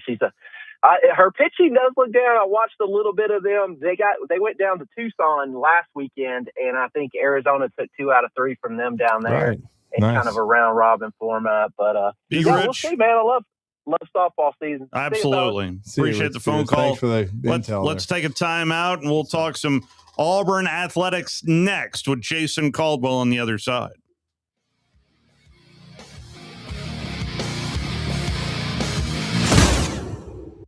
You're listening to Talkin Ball on 97.7 ESPN The Zone. Travel accommodations for 97.7 ESPN The Zone provided by University Kia. Your Fox 54 weather. I'm Fox 54 Weather Impact meteorologist Emily Owen. Things stay quiet heading into this Monday night across the Tennessee Valley. We'll see low temperatures fall into the upper 40s for the overnight. We'll continue to sit under a mostly clear sky. Heading into our Tuesday, we'll see high temperatures warm into the upper 60s. Partly sunny sky. Rain returns back to the forecast on Friday. Your Fox 54 weather only on 97.7 ESPN The Zone. You invest in your customers with your heart, soul, and skill. Well, it's time to invest in yourself with the next generation Cat 255 compact track loaders from Thompson Tractor. After all, those who give their best deserve the best.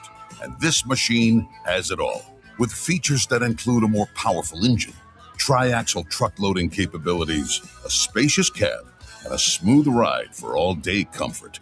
Thompson Tractor knows how much value you place on your customer satisfaction. It's how you build your business. It's also how we build ours. Since 1957, hardworking folks like you have counted on Thompson to provide the absolute best lineup of equipment in the industry, all backed by a customer service and product support team that time and again have proven to be second to none. It's all about maintaining peak performance. Always has been, always will be. Visit ThompsonTractor.com for details. Thompson Tractor, we're here for you. Basketball fans, get ready as the Conference USA Basketball Tournament is set to return to the Rocket City and Probst Arena March 10th through 14th, featuring 20 men's and women's basketball teams playing 18 games with Conference USA titles and NCAA automatic bids on the line. It's 5 days of exciting hoops action at BBC Probst Arena. Jump into the action by getting your tickets now by visiting Ticketmaster.com. And we'll see you inside the BBC March 10th through the 14th. Come find out who will be putting on their dancing shoes. If hunting and outdoor recreation are your passions, it all starts with the right property. That's where I come in. I am Bo Butler with Southland Realty and Auction, a hunting and recreational land specialist and a Jackson County native who sees land through a hunter's eyes. Just as you trust your guide on a big game hunt, you can trust me to find the perfect property for you. Thinking of selling? Let me help you make your land attract buyers. Remember, Bo knows land. Call me at 256-609-0512. Specializing in simple and affordable rentals, McCurry Van and Car Rental can make sure you have just the right vehicle for your next family vacation, weekend getaway, or if you just need transportation while your vehicle is being repaired. McCurry carries Ford Transit vans and Mercedes Sprinter vans, trucks and work vans, and more. And they offer discounted rental rates for long-term rentals. Now with 4 locations: Athens, Muscle Shoals, Coleman, and Huntsville. Log on McCurryRentals.com to make your reservation now. That's McCurryRentals.com. Where's the best place for sports? What about the best place for wings? If you answered Jefferson's for both, you're right. Jefferson's is also a great place for value. Every Monday, kids eat free with the purchase of an adult meal, and teachers bring your teacher ID, and you eat free every first Tuesday of the month, up to $15 at participating locations. Jefferson's, best place for sports, best place for wings, in New Market and Hampton Cove, and our new location, now open in Hartselle at 200 Main Street West, downtown. Talkin Ball with Scott Tyson and Drew DeArmond. Weekday mornings beginning at 7 a.m. only on 97.7 ESPN and the 97.7 ESPN The Zone app.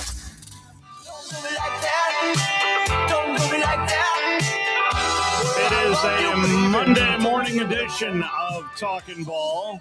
A nice start for Butch Thompson's squad, but Keyshawn Hall being indefinitely suspended, I know, is probably the biggest story right now on the Plains as we dive into some coverage here with the Auburn beat. Yeah, absolutely. And our next guest has been with us for, the 10 plus years I've been on the air. He's for 27 plus years. He's covered the Auburn Tigers. And is that all? Yeah, I mean, no, but heck, man, he ages like Dick Clark, though. I will say that. I mean, he's got a little gray. I got a lot more. But he does a great job with Auburn Undercover, part of 24/7 Sports. We also want to send our condolences to him as well, because we had Nathan King on, his colleague, to talk about Philip Marshall. But Philip Marshall, if you grew up in Huntsville, I did. Oh, yeah. Everybody knows who Philip Marshall is. Philip Marshall was in the media for so long. I equated him like Cecil Hurt with Alabama, Philip Marshall with Auburn for a long time. And I know he influenced so many. But it's always great to catch up with Jason Caldwell and talk some Auburn Tigers. Jason, good morning. How are you? I'm good, guys. How about y'all? Good. And we haven't spoken with you since his untimely passing, but I know you were very close to him as well. I think he basically helped get that website off the ground many years ago in about 2008, when he transitioned out of the newspaper business to more of the online situation. But Philip Marshall was I think it's right to say, and I saw in the press box, they've got his own little vigil like they did with Cecil Hurt. I equated him kind of like the Cecil Hurt of Auburn, and I mean that with all due respect. Yeah, no, just I've been fortunate enough to work with two guys that I respected and hey, just learned from, and Mark Murphy and then Philip, and so Yeah, Mark to be able to, to work with a guy like that was great. And now I think both of those guys are long due of being in the Alabama Sports Writers Hall of Fame. Oh, no question. Yeah. Which is incredible to me. Me too. I didn't even know they weren't, to be honest. So you just said that. Yeah. Neither one of those guys are in the Alabama Sports Writers Hall of Fame, and both should have been in a long time ago, but definitely should be in now. But yeah, so just one of those things where, hey, Phil did what he did until the very end, and I think if we could all say that much, that would be that'd be a pretty good thing to do. So he wanted to keep writing, kept writing, and then the Lord said, "Hey, it's time. You've done your duty," and so I think that was pretty awesome. So. No doubt. And then of course, I know he loved all Auburn athletics and covered them unlike anyone. He built a lot of great personal relationships. I know he was with Nathan and you guys on that Final Four run last year, which was amazing, the second in Auburn history. And really, when that Auburn team was completely healthy at times last year, and probably for the majority of the season, you could say they were the best team in the country until Florida really hit their stride in the second half of the season. But an unbelievable year. Now, this is a transition year for Stephen Pearl that Philip saw part of. We just mentioned Keyshawn Hall. They got to get him back, in my opinion, Jason. He's the guy. If they can get his head screwed on straight, I think he's one of the top 3 or 4 players in the SEC. He certainly gets to the free throw line more than anybody. They certainly needed him Saturday, even though I thought the team battled hard without him. But with this last 6 games, I think they're all winnable for Auburn, but they just got to get them back. Yeah, no question. They're all winnable. As I wrote this morning, you could lose every one of them too. Yeah, that's the fine line that you are right now. And listen, this is going to be a limited roster, no matter what. I said this morning to somebody else. I said, listen, I don't care if Stephen Pearl's coaching. I don't care if Bruce Pearl's coaching. I don't care if Mike Krzyzewski's coaching. This was going to be a limited roster when you have to rebuild 12 guys. I mean, it's just no way around it. You're not going to go get 12 Keyshawn Halls. You're going to have some pieces that mix in. And, at times they've been good. Obviously Florida, Arkansas wins. Yeah, the 2 best ones. You look at that. And I thought this team would remind me of 2019. That team got hot and made a Final Four. I didn't think this team had the pieces to do that, but I thought they got the pieces to go and win some games maybe people don't expect. The thing that 2019 team did was they kept getting better. Now, they had some games where when shots didn't fall, they weren't very good, but you saw them kind of continue. This team, because of a lack of depth, it feels like they've run out of gas a little bit. And that's where you get Keyshawn Hall back. You losing a couple of guys to injury for basically the entire year was a huge blow. And so what was already probably going to be a shorter team as you've cut into that. And, Saturday you played 5 guys, 34 minutes, and then Philip Jovich was 14 minutes as the 6th guy. And that's too many minutes to have to play in this league. So, you got Keyshawn Hall back. But, yeah, you look, Wednesday at Mississippi State is probably the most important game of the season now for this team. Yeah, they got to have it. You can't get to 5 in a row and have Kentucky coming in. 8 and 10 might get you in, which would be 3-3 the last 6 games, and you've got you got Ole Miss and LSU coming to Neville Arena, so those are very, very winnable games. But you look and you go, it starts Wednesday night, and you got to find a way to get a win, and then Kentucky Saturday night, great atmosphere. See what happens, but yeah, you got to figure it out now, and getting Keyshawn Hall back would be a pretty big start. Yeah, and then that game, the one that worries me too, it's a very dangerous one, just simply because it looks like they haven't given up, and that's at Oklahoma. You know what? I said early in the season they reminded me of Auburn football, in that you look up and you go, man, they got a chance to win this game, and then they find a way to lose. Yeah. And now they started finding ways to win games, and they're playing better, especially there. So you look at what they've done, and that's all of a sudden a much more difficult game. And look, because of the non-conference schedule that most teams play now, you feel like if you can get to 8 wins, you might have a shot to get in the NCAA tournament. And so that's what Oklahoma's. You're trying to see how many you can get to and take a shot. And so, yes, I really wouldn't be surprised if Porter embraced the burnt popcorn machine and just, turned that into a rally more than anything after what they did after the thing lit on fire against Georgia. Yeah, no, you could do the LSU, whether it's been the LSU does it for baseball, but whether it's the rally possum or whatever, I guess they could turn it into the burnt popcorn game or whatever and start selling shirts or do something. But it might work for them, but he'll try anything at this point. But no, they've gotten better for sure. Well, I'll say this. If they can go 2-0 this week, if they can win that game at Mississippi State, as you said, is a must-win, and you beat Kentucky at home on Saturday, which I think is doable in Neville Arena, because I thought they were struggling when Arkansas came in, and I called that. I said, they're going to beat Arkansas. They're going to figure this thing out, and they routed Arkansas. If they can do that, I think there's a really good shot. You go maybe 4-1, 5-0, and then I still think the Alabama game will be a toss-up because it was a toss-up in Neville, and I think they're very similar teams. Yeah, I agree. I think that one, because of the style of play, makes it a better matchup than other games. Now, again, you're going to have to be playing well, and you're going to have your full complement of guys to do it. Yeah. But I do think, that one, it probably all depends on what you do the next couple of weeks. But, you got Todd's playing much better. Keyshawn Murphy's playing really well. Mm-hmm. If you can add Keyshawn Hall back in and keep those guys playing at a high level, then all of a sudden you look and you go, you got three guys that can go score. That would change you. But you just don't know. You don't know the dynamics, how it's going to work out. You're right. Mississippi State starts it, and you go over and face a guy who might score 35 on you. Jason, and a lot of those might be from 35 feet. It's hard to defend. So that's what you're up against right out of the gate.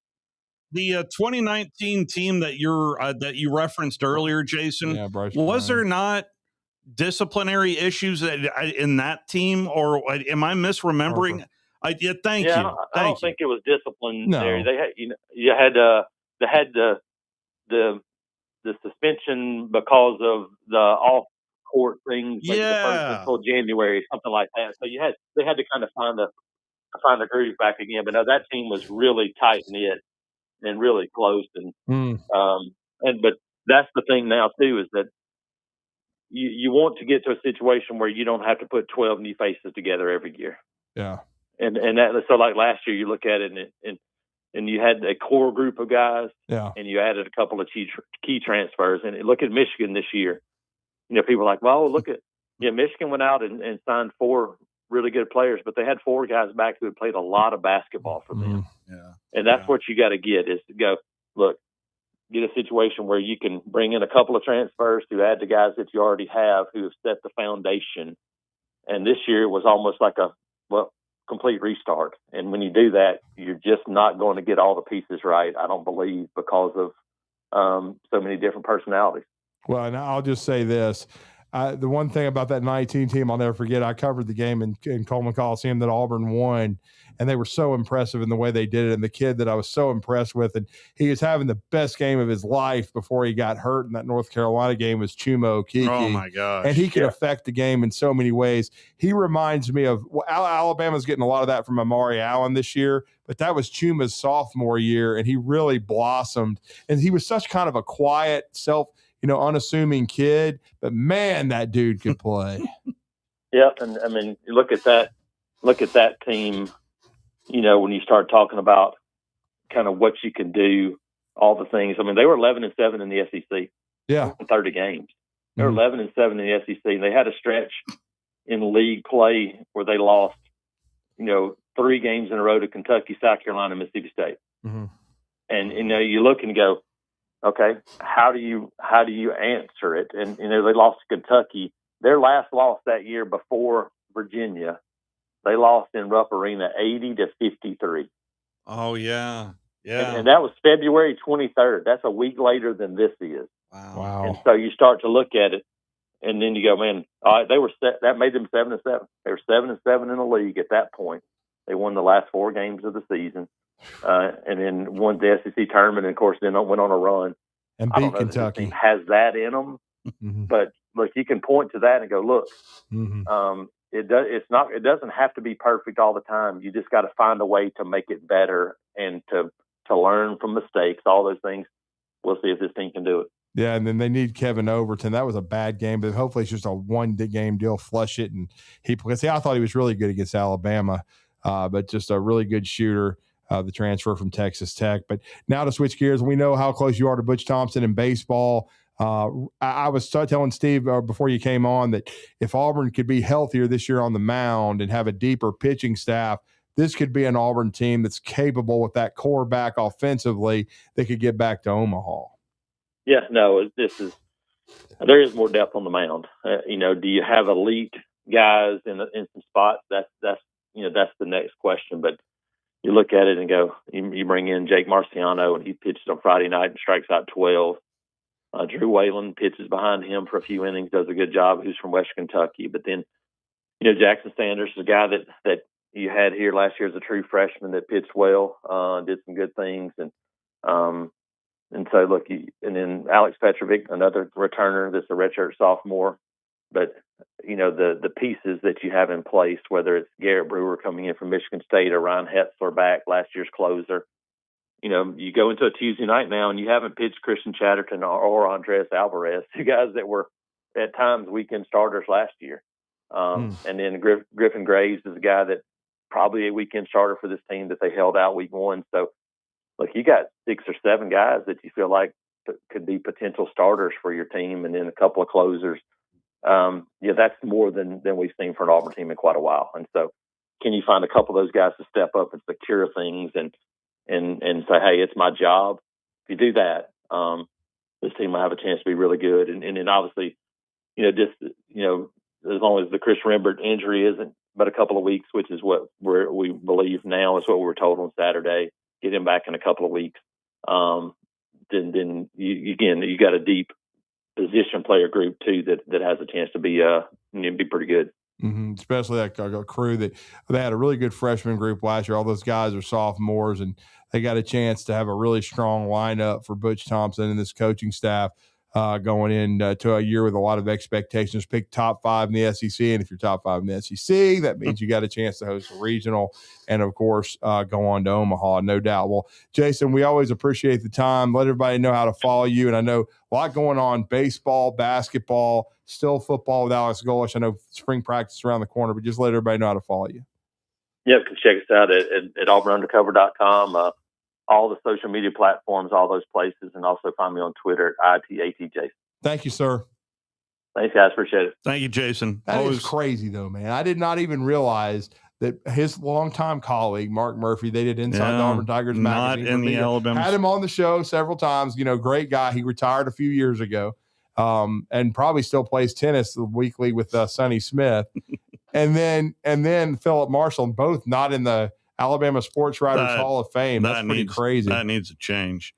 We need to take a time out. We'll do that right now. Wrap up hour 2 next, right here on Talkin Ball.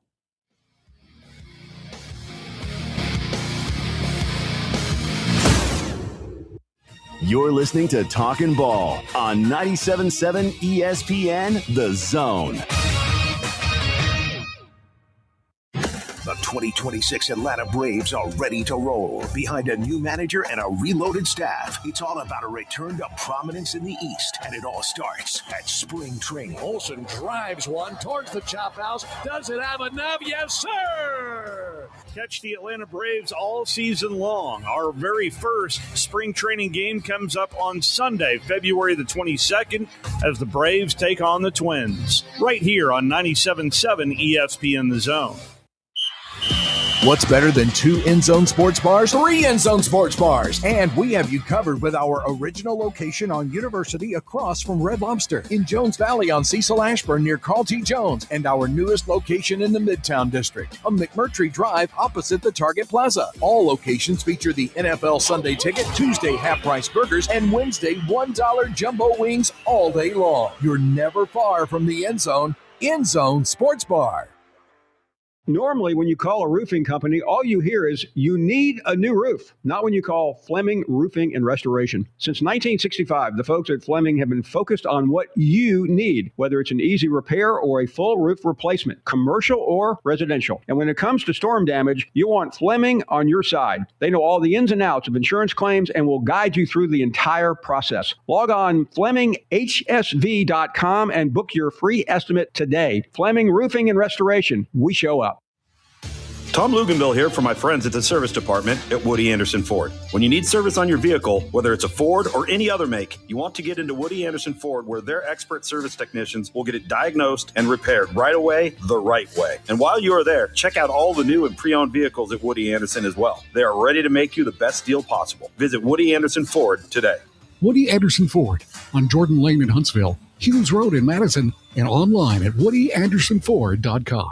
Tom Abraham here for my friends at All About Water. Crazy name, huh? Well, let me introduce you to them. All About Water is the top pond builder anywhere in the Tennessee Valley, and that includes remodeling or cleaning out existing ponds as well. They also have monthly maintenance plans for your pond. Don't have a pond? Well, how about a fountain or water feature for your property to bring that soothing sound of running water to your happy place? On the other hand, maybe you have water on your property that you don't want. Well, Ryan at All About Water is all about water, so he could take care of that as well. He has a background in fluid dynamics, and what that means is that he could take care of any water issue that you have. Finally, how about that irrigation system that you have or that you want? Well, they do installs and maintenance and repairs on those as well, because they are all about water. Learn more at allaboutwaterllc.com. That's allaboutwaterllc.com. This segment of Talkin Ball is brought to you by University Kia, the #1 volume Kia dealer in the state of Alabama. Located online at universitykia.com.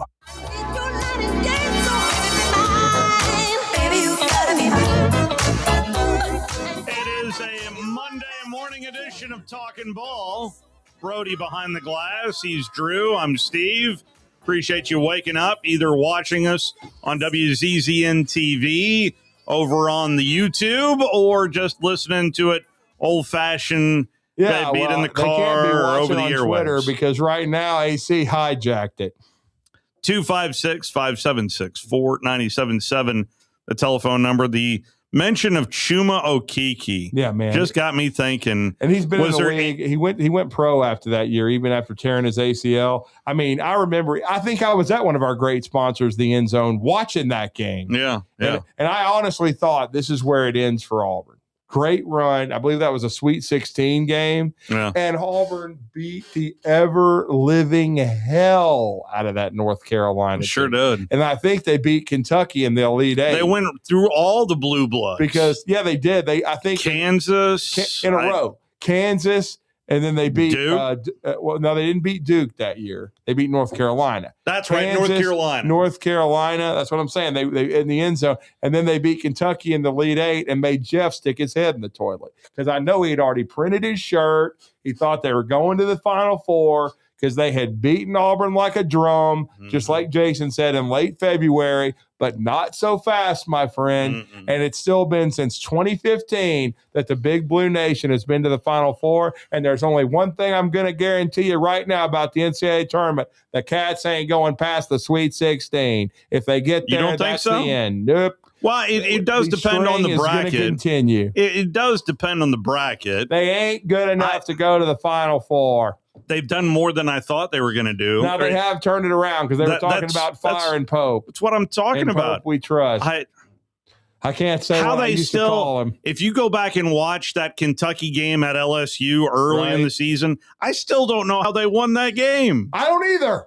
I mean, LSU was up 17. I don't know. In the second half. And then they run the home run play. Marino catches it, turns, fires. And I thought that turned their season around, because I really thought that Kentucky's season might go into the ditch.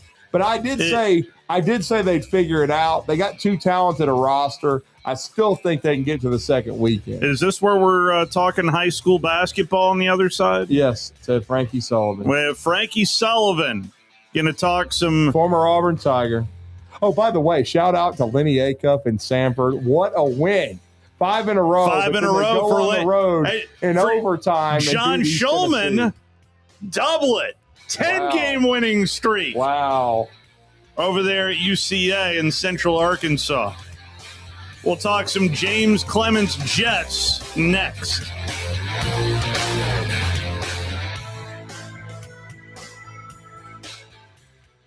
You've been paying on that life insurance policy for years, but maybe you don't really need it anymore, or it's gotten a bit too expensive. Well, before you just let it expire, let Neighbors Insurance Solutions share with you some alternatives that you haven't considered. Don't throw away something that still may have great value for you. If you want to learn more about what Neighbors Insurance Solutions can do for you, call 256-763-7693. A death benefit could be a life benefit. Learn more at 256-763-7693. It's softball time in Alabama, and the best place for your travel softball team is to play with USSSA softball. Not only for the best travel team tournaments, but for recreational softball tournaments all around the area, as well for your high school level softball team. Plus, the USSSA National Championship this year is at the Gulf Shore in Orange Beach and the Foley Softball Complex. Now, for more information, visit alfastpitch.uSSSA.com. That's alfastpitch.uSSSA.com. What does it mean to be a part of the Southeastern Conference? That you paint your body, your car, and your dog your school colors? Maybe. But it means more than that. It means your alumni network includes the state, the country, and beyond. It means your school ring doubles as your resume. And yeah, you better believe it means more titles, like doctor, CEO, and your honor. Because this is the SEC. And here, it just means more. What does it mean to be part of the Southeastern Conference? That yours is the only conference with its own chant? Well, yes, but it means more than that. It means a study abroad program that might include reforestation in a mangrove swamp in Australia. It means finding your calling, your future spouse, your startup's co-founders, and of course, grilling tongs that play your fight song. This is the SEC, and here, it just means more. This hour of Talkin Ball is brought to you by Hyundai Decatur, located on the Beltline. In the market for a newer used car? Look no further than Hyundai of Decatur. With a large inventory of new, used, and certified pre-owned Hyundai models, Greenway Hyundai of Decatur is here to service all of your Hyundai needs. Come visit our exceptional service department as well. With state-of-the-art facilities and a caring team of automotive professionals waiting to service your vehicle, make Hyundai of Decatur your #1 choice for all your automotive needs. Give them a call today at 256-274-0279 or visit them online at greenwayhyundaiofdecatur.com.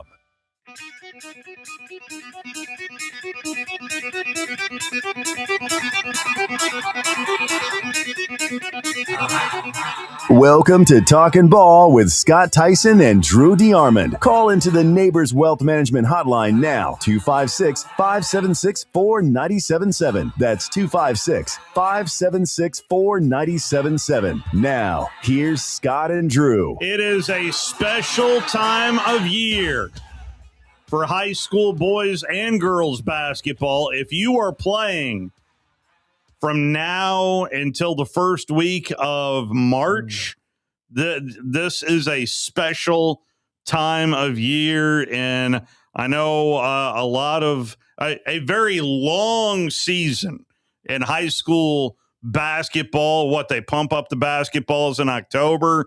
Here we are mid-February, Drew. But here we go. The brackets are set on 7A, and moving forward, it's win or go home. It is, man. It's after the area tournaments where you have one mulligan, where if you lose, you still get a chance to go to the regional tournament. Now it's win or go home. You hit it perfectly, Steve, and it's my favorite time of year. Now, the nerves are a little shot at times, but you love the challenge of seeing, certain opponents and watching teams mature and play well. And I'm going to tell you what, man, a team that caught my attention certainly at the Huntsville City Classic, just with how well they were playing. And and just the way they looked, because they reminded me of Jack Doss's old Butler Rebel teams. I mean, so athletic at every position, looked so good. And they lost a heartbreaker, I know, in the second round to a really good Sparkman team that finishes runner-up in 7A Area 7. But our next guest has already been to a Final Four. He's already been to a state championship. He was one layup away from winning a state championship in year 3 back. Do you think he wants to hear that? 21-22 season. No, it's not a bad memory. I mean, they were amazing. I watched them at Wallace beat the defending state champion Oak Mountain, and nobody had them doing that. And backdoor layup, they won that game. It was a tremendously high-level game. And then they just, like Jets, they took off. And they go all the way to the finals and could have easily won a state title. Now I think they've got a team this year that's talented enough to do it, certainly. And he's done a great job in his tenure there. He's a former Auburn Tiger, former state champion at RC Hatch for the great Eugene Mason. But he's done a great job. And I can't believe this, but I'm looking at it. And I believe this is year number 7 already for him at James Clements as he took over for Hall of Famer Danny Petty. But we're talking to Frankie Sullivan. He's been kind enough to join us after his team wins a 7A Area 8 area title over arch rival Bob Jones.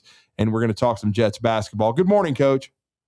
Good morning. How you doing, sir? Appreciate you having me on. Yes, sir. I hope that I hope that wasn't a negative memory. But anytime you play for a championship, and correct me if I'm wrong, you dropped a 50 ball in the Final Four as a player. I mean, that's still a great memory for me, watching that team of yours that nobody saw going to the championship game nearly win it all. Yes, sir. Like it's still a heartbreaker just because I watch it a lot and try to learn from the game as much as I possibly can. Because like people understand how hard it is just to get to the Final Four. No doubt. And everybody think their team should be there, but like it's so many factors that have to play into your favor just for it to happen. So I'm grateful that we even had an opportunity to make it that far. Hopefully this year we can do it again and this time succeed on this run that we're trying to make this year. But once again, like I said, it's God's doing, not mine. And like I said, I have great leadership with my seniors this year that's helping us propel to the position we're in right now. Yeah, absolutely. And that's a great segue, Coach. Talk about your senior class, because you've got some old dudes who have played a lot of basketball for you. And like I said, I was super impressed with what I saw in the Huntsville City Classic. I remember just pulling you to the side and saying, hey, man, as long as you guys improve on the defensive end of the floor, you got everything you need to make a run. Yeah, we had a bunch of guys. Isaiah Cleve's been with me for 3-4 years now. Fato's been with me for 4 years now. Fato is my fearless leader, man. He's an Asian kid that doesn't talk much outside of the court, but the things that he does for the team in the locker room, he's a natural born leader. He's going to be a great guy. Don't even want to play basketball at the high school, but he told me, came in during the summer, said, Coach, I'm going to do everything in my power to make sure this team succeeds this year because you've been so good to us. Not like, Fato, you've been good to me. For saying that and doing that for us is absolutely phenomenal. And having Corbin Johnson transfer in, came in from he was at Bob Jones with the May Jemison, was going to play for Howard Pryor, Howard, and I believe, so he came back to Madison and came to us. And the kid been phenomenal for me coming off the bench. And probably having a senior that should be starting, coming off the bench and playing that role for me has been tremendous for us. Also, Nicholas Johnson, another senior, another quiet guy, 6'5", athletic wing. Once again, kid don't want to play basketball after high school, but just love playing basketball at James Clements. So I think that speaks a testimony for what the AD and the principal has done over there by hiring guys like myself and Coach Maxwell and Coach Johnson and Bo Johnson in football situation just to have a good family atmosphere. The kids want to play for us.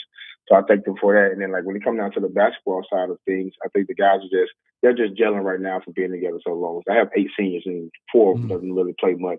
And I had like seniors come off the bench, Mikey Wilson Jr., that hadn't played in the last 6 games, gave us tremendous minutes against Bob Jones in the area championship. So, like I said, it's starting to roll in the right way, in the right direction right now with the guys, with the senior class. Coach, as much as I'm hearing you how quiet some of these guys are, who's your most vocal guy? Because that's vitally important. Who's your most vocal guy? Like that, they're quiet off the court, but on the court, that's not negotiable. We playing hard and talking. So I feel that's what I'm saying. I can get guys like that to talk on the court. When I'm off the court, you probably get 5 words out of them. On the court, everybody is talking, but it's no doubt that Isaiah Cleese is our leader when it comes to on the court talking and communicating. He's our point guard. He's been doing it for a long time. But he's one of the guys that's been doing it really, really well for us. And also Corbin Johnson, our supplement, he's very vocal about what we need to be. And Sato is as well. So the seniors lead us pretty well. And what I really have in the young sophomores, them guys are really athletic. And Cotton Harris, he's a talker now. Calvin's a talker. He's one of the starters as a talker. He over talks sometimes, and sometimes you can be quiet off the court. But I really have too much of that and not have enough of that. So Cotton Harris is one of our major guys when it comes to us talking. Well, and another guy I really like, and boy, he stood out to me, and he needs to stay out of foul trouble. He got in a little bit of foul trouble in the Classic, and I think that's why you guys struggled some. But Alexander Blue, man, I believe he's just a junior, but he's kind of your post guy. And you're talking about a pogo stick, a guy with a ton of talent. I know when he plays well, you guys are tough to handle. Yeah, I haven't talked about Blue because I was saving him for last when you asked about him. He's our anchor, man. The kid is playing phenomenal right now. I'm putting so much on him as a junior with a bunch of senior guys on the team. But like you said, in the post situation, I don't think many people in the state can deal with him when it comes to him playing well. Of course, you got Evan Thompson, that bigger guys that play around. We're talking about going pound for pound and going in the road. It's not very many that can mess with him on our side of the basketball right now. But his biggest thing right now is just keep playing with confidence, and that's what goes. He can go 30 and 15, and then some nights, like you say, getting foul trouble for not just being in proper position. But that's my job to help teach him to be more on the defensive end in the stance all the time. Especially, I play the kid a lot of minutes. He's playing 29, 30 minutes a game, so I can't really be mad at him for that because I'm squeezing everything I can out of lemonade right now. Well, got lemon to make lemonade with him, but he's a phenomenal guy. He's going to be a high recruit next year because I'm definitely going to work on everything that he possibly wants to work on and need to work on to play at the high level, and I think he can do it. Getting ready for the Huntsville City Classic, I try to do my homework, Coach, and I can remember a reporter reaching out to me saying, hey, this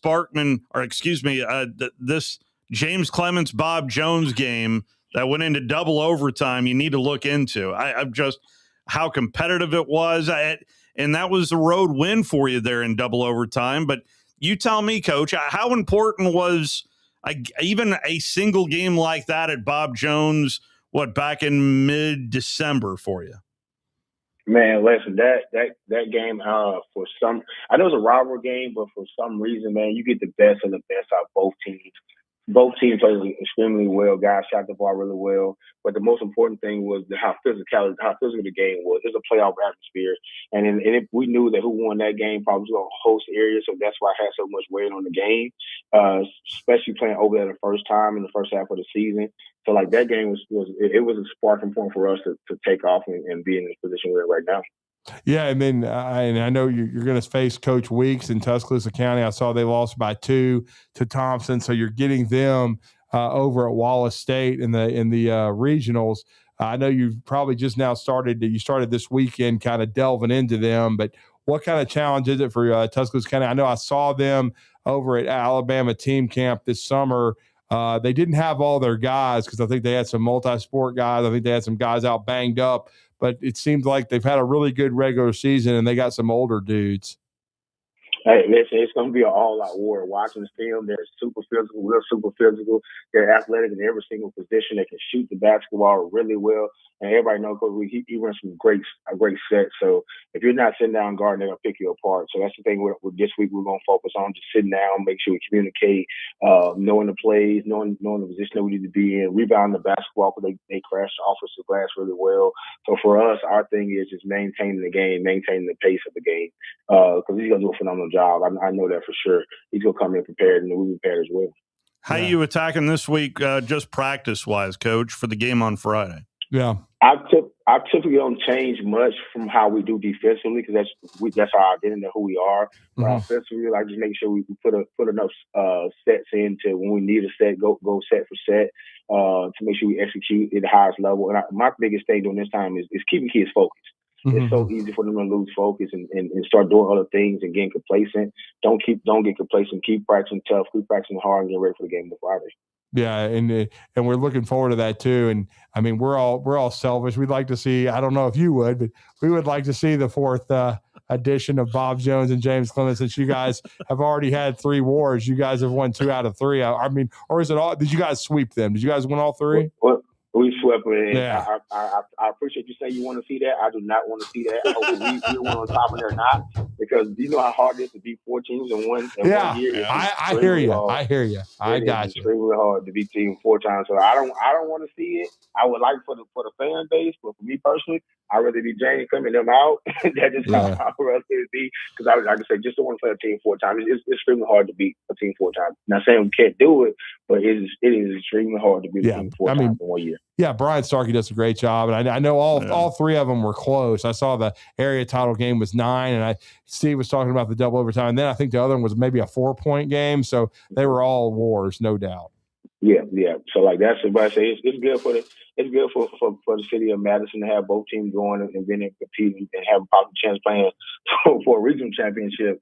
So like that's a situation that you just want to make sure that you watch closely and just win out right now. Like I said, win or go home and have to understand the magnitude of how every free throw, every loose ball, every rebound matters right now. So and it only take one possession to cost you to go home.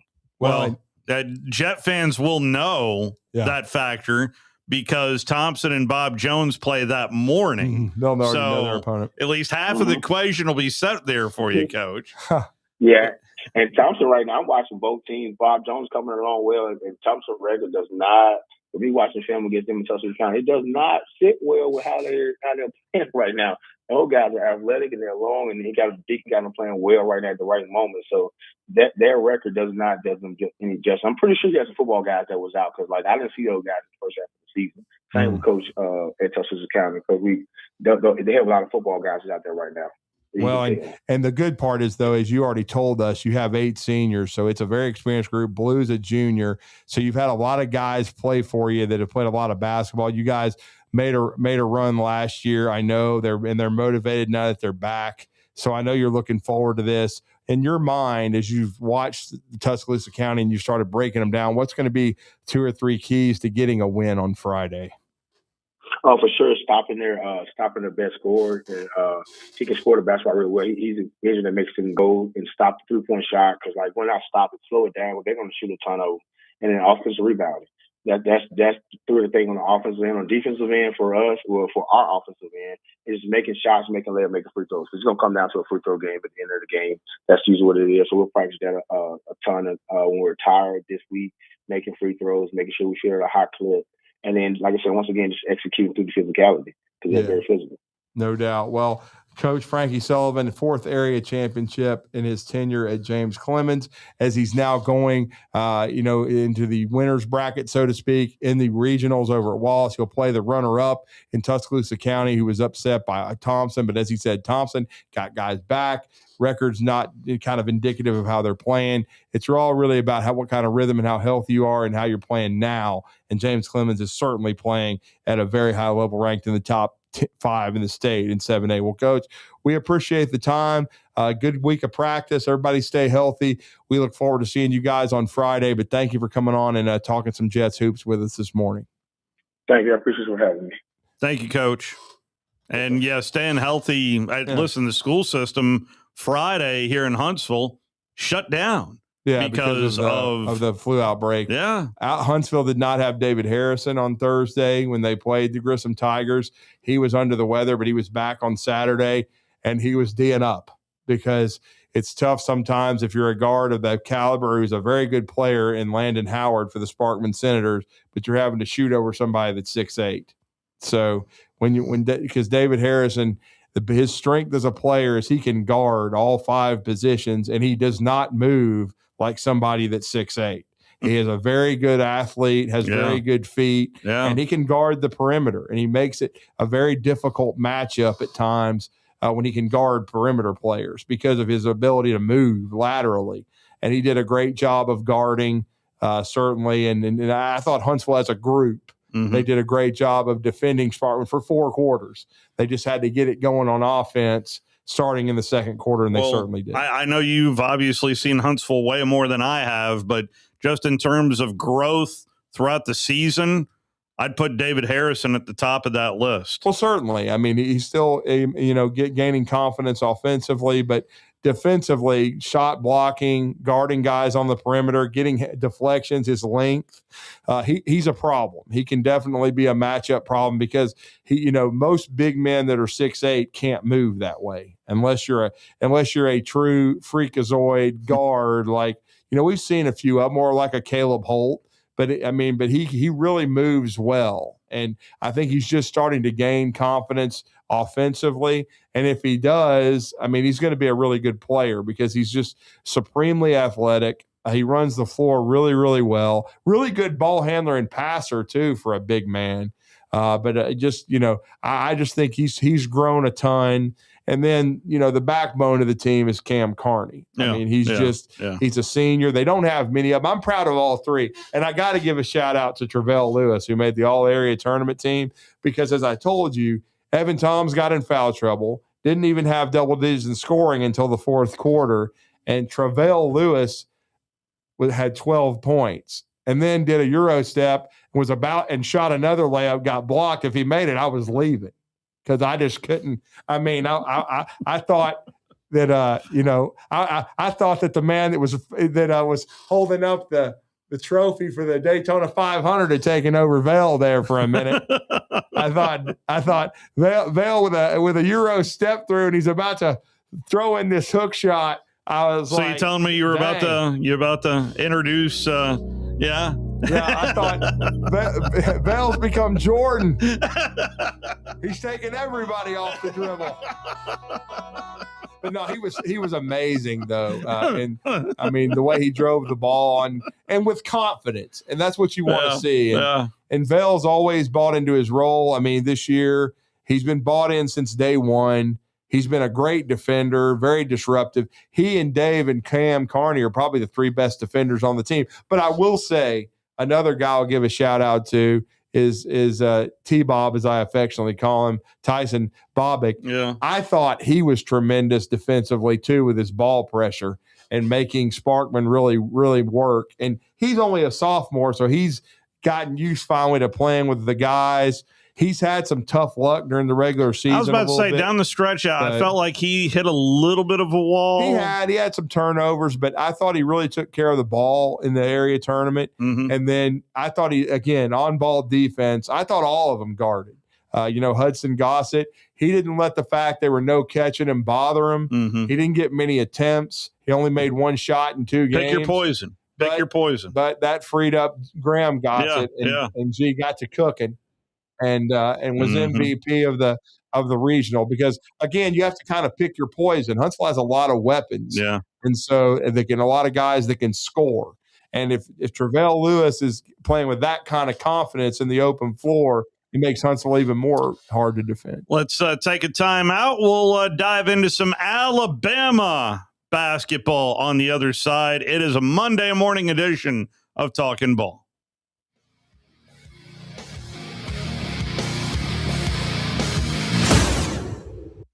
You're listening to Talkin Ball on 97.7 ESPN, The Zone.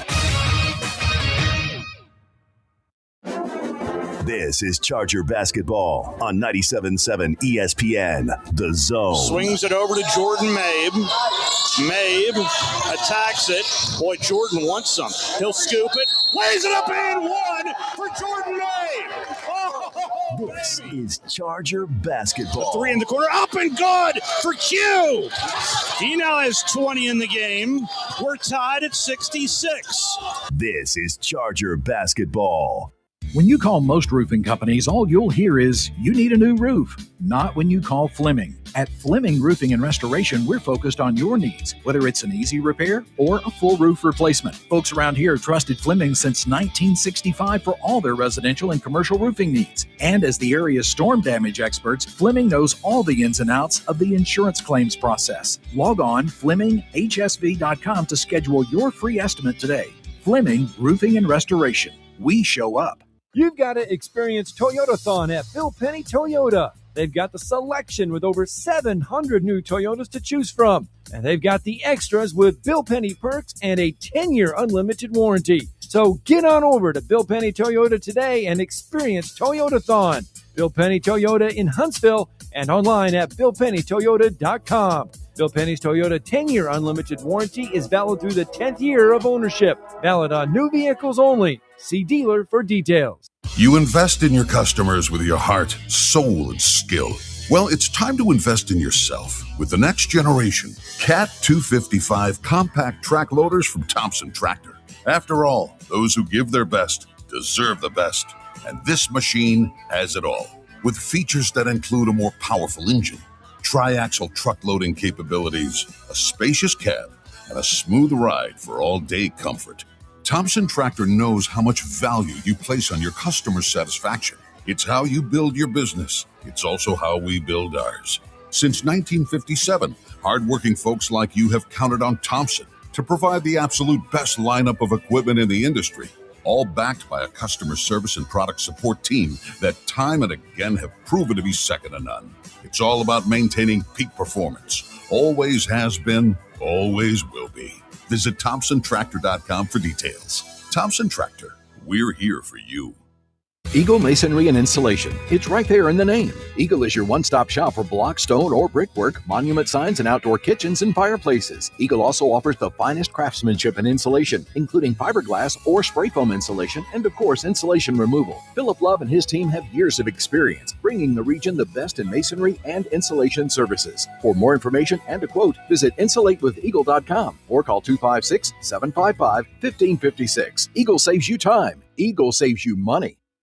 This will turn journalism on its ear. Watch our stream on WZZN TV on Twitch and YouTube. But you are the greatest hero in American history. We are 97.7 ESPN, The Zone.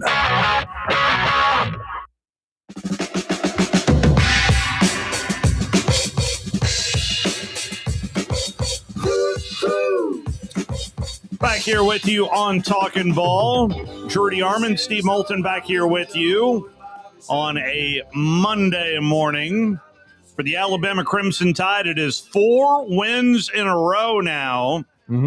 As the focus now off of Charles Bediako and on to this basketball team, which is improving. Yeah, I haven't seen Aaron Torres talk about Trinidad Chambliss and beating the system for a 6th year, or what's going to happen with. I think the judge might rule today up in Knoxville. If Joey Aguilar gets another year, are they cheating and circumventing the system like he keeps saying that Alabama's doing with their? Still waiting to hear from the commissioner too. Well, and I saw one of his ridiculous podcasts where he was asking for Alabama to be banned from the NCAA tournament for using Charles Bediako, and talking about how Bruce Pearl was making that point about the Alabama being banned. I don't know if it would have anything to do with the fact that Nate Oates whipped his ass the last time he was in Neville Arena, has already whipped his son and had a winning record against Bruce Pearl, but who knows? But I sort of enjoyed the fact that Nate Oates wouldn't refer to Bruce Pearl by name in his press conference the other day either. Move on, has been. You were very important to the history of basketball in the state, no doubt. Yeah. But I think you need to shut your mouth. In fact, I think yesterday was the year anniversary of 1 versus 1. It was. Well, I call it 1 versus 2. I considered Alabama number 2. But, it was a tremendous game. And Auburn outplayed Alabama, played exceptionally well. And then Alabama won a classic in overtime over in Neville. It was 2 great games. It was better than Duke, Carolina. It really was. Pearl helped build that. Yeah. You know what I'm saying? Yeah. But, but the shots that Bruce is kind of taking at Nate Oates, to me, is Bush League. Especially when you look at Bruce Pearl's history. It's kind of like the pot calling the kettle black, and it goes all the way back from his time as an assistant coach. And then they're kind of forgetting about Chuck Person and the FBI. Heck, Chuck took the knife there. Bruce Pearl was behind all that. Okay? So it wasn't clean in Atlanta. I can tell you that. Well, let's talk some Alabama basketball right now, shall we? Absolutely. And it's going to be a first-time guest. He does a great job covering football and basketball. We're going to talk about football, too, because we already had Pat call in and talk about the young man, but we had a roster addition for Alabama.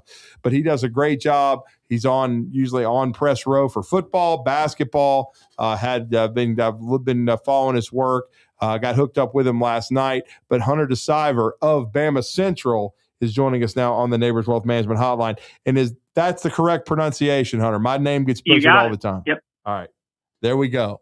Hunter, welcome to the show, man. How are you? I'm good. I'm happy to be here. Yeah, you're with Drew and Steve Moulton. We're going to talk some hoops first. Not a Picasso on Saturday night in Coleman, but a solid win nonetheless for Alabama over South Carolina.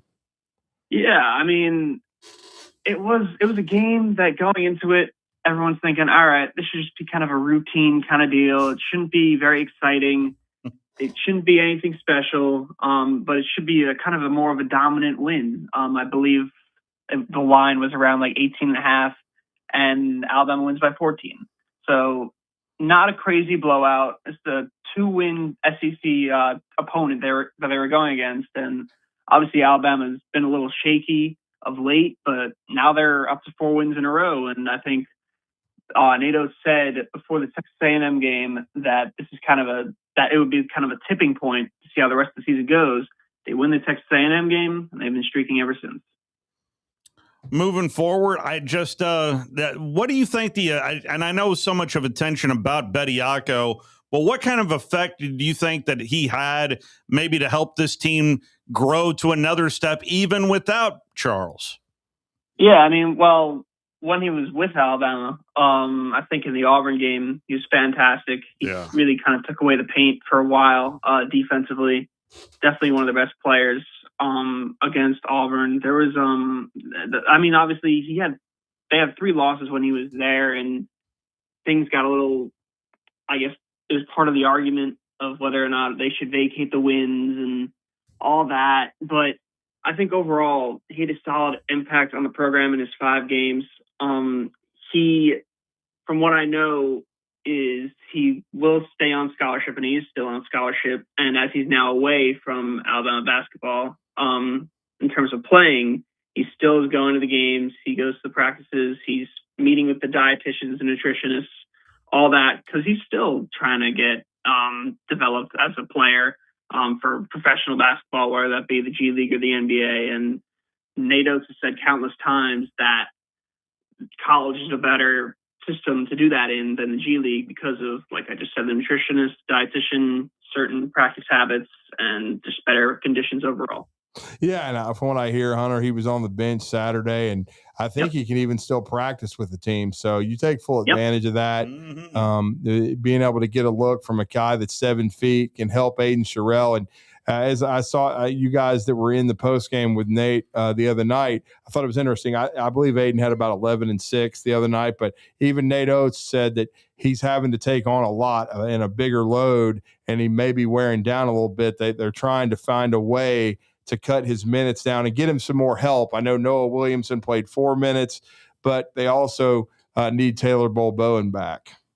Yeah, I mean, with Aiden Sherrill, I actually asked during the day before the game, I asked about how like Aiden Sherrill's role will work with Bediako gone.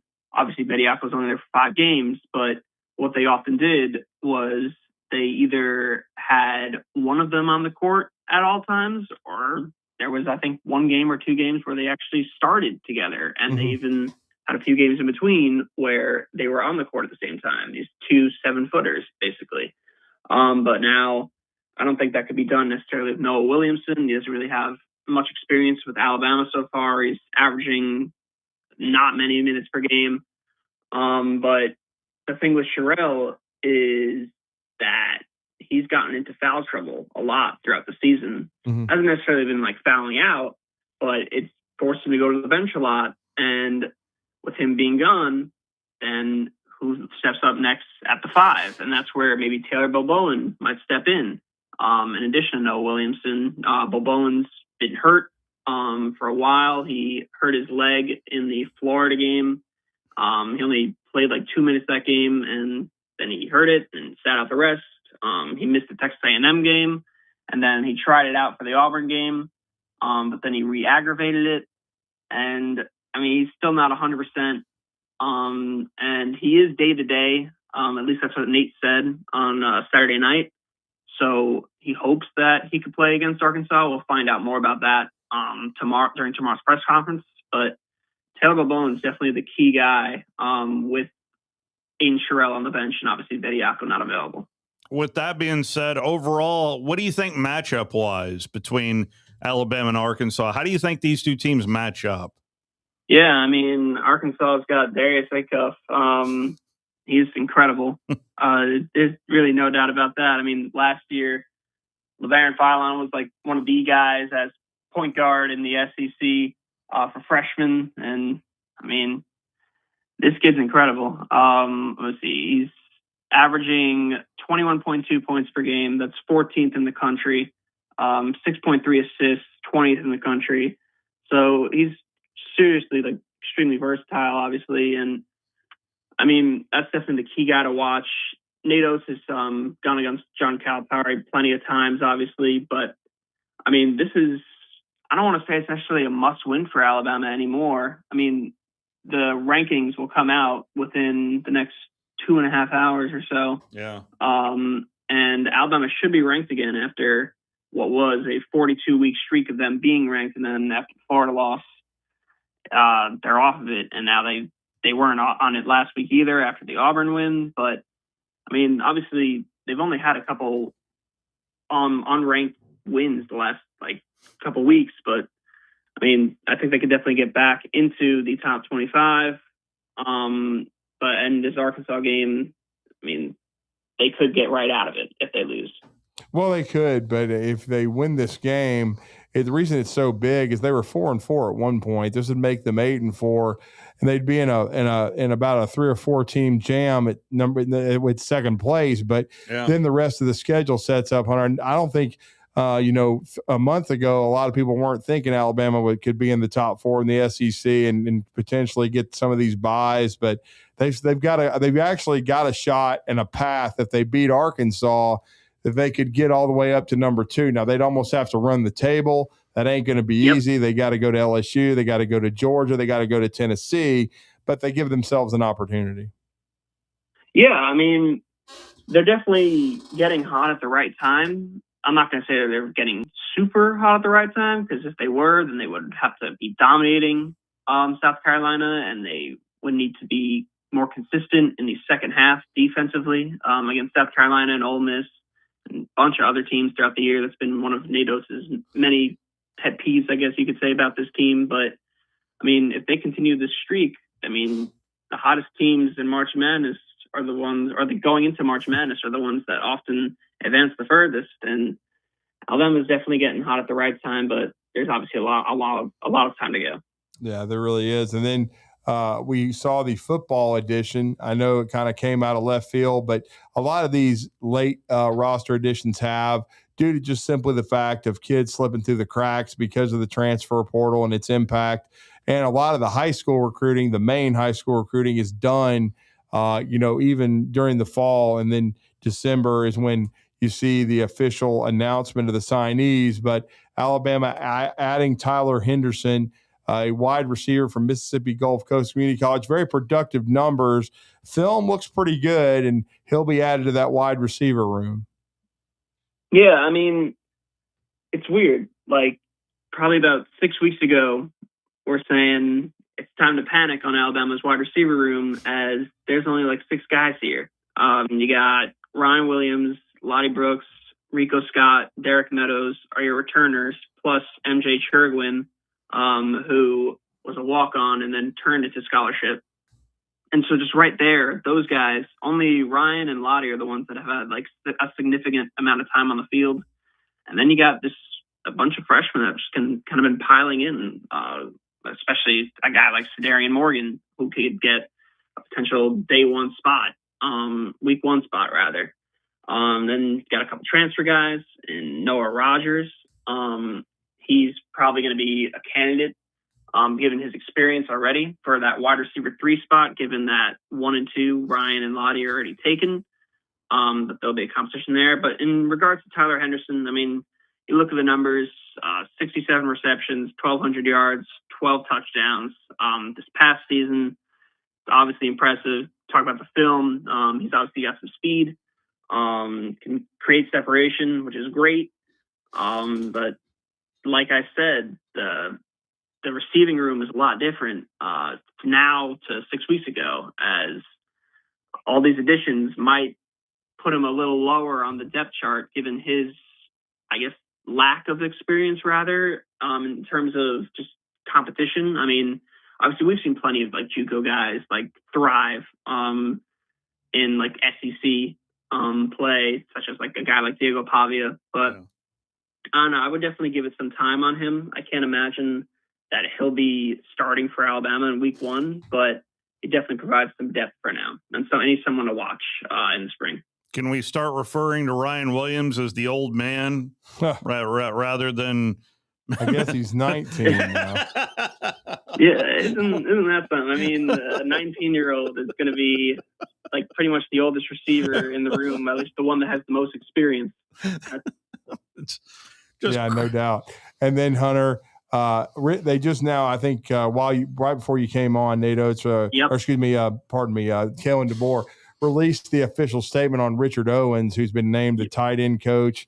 Also extensive history with offensive line coaching at Louisville and run game coordinating. I know he's worked a lot, with Brian Ellis, who has moved to quarterbacks, has some history with Kane Womack as well. But sounds like a pretty good addition to that coaching staff with Richard Owens. Yeah, I mean, I'll just say the quote on air from DeBoer. Richard Owens possesses a diverse skill set and knowledge for the game that he has grown over time as both a player and a coach. He played at Louisville and he coached at Louisville. His background will allow him to not only contribute only to the success of our tight ends, but also able to our offense as a whole.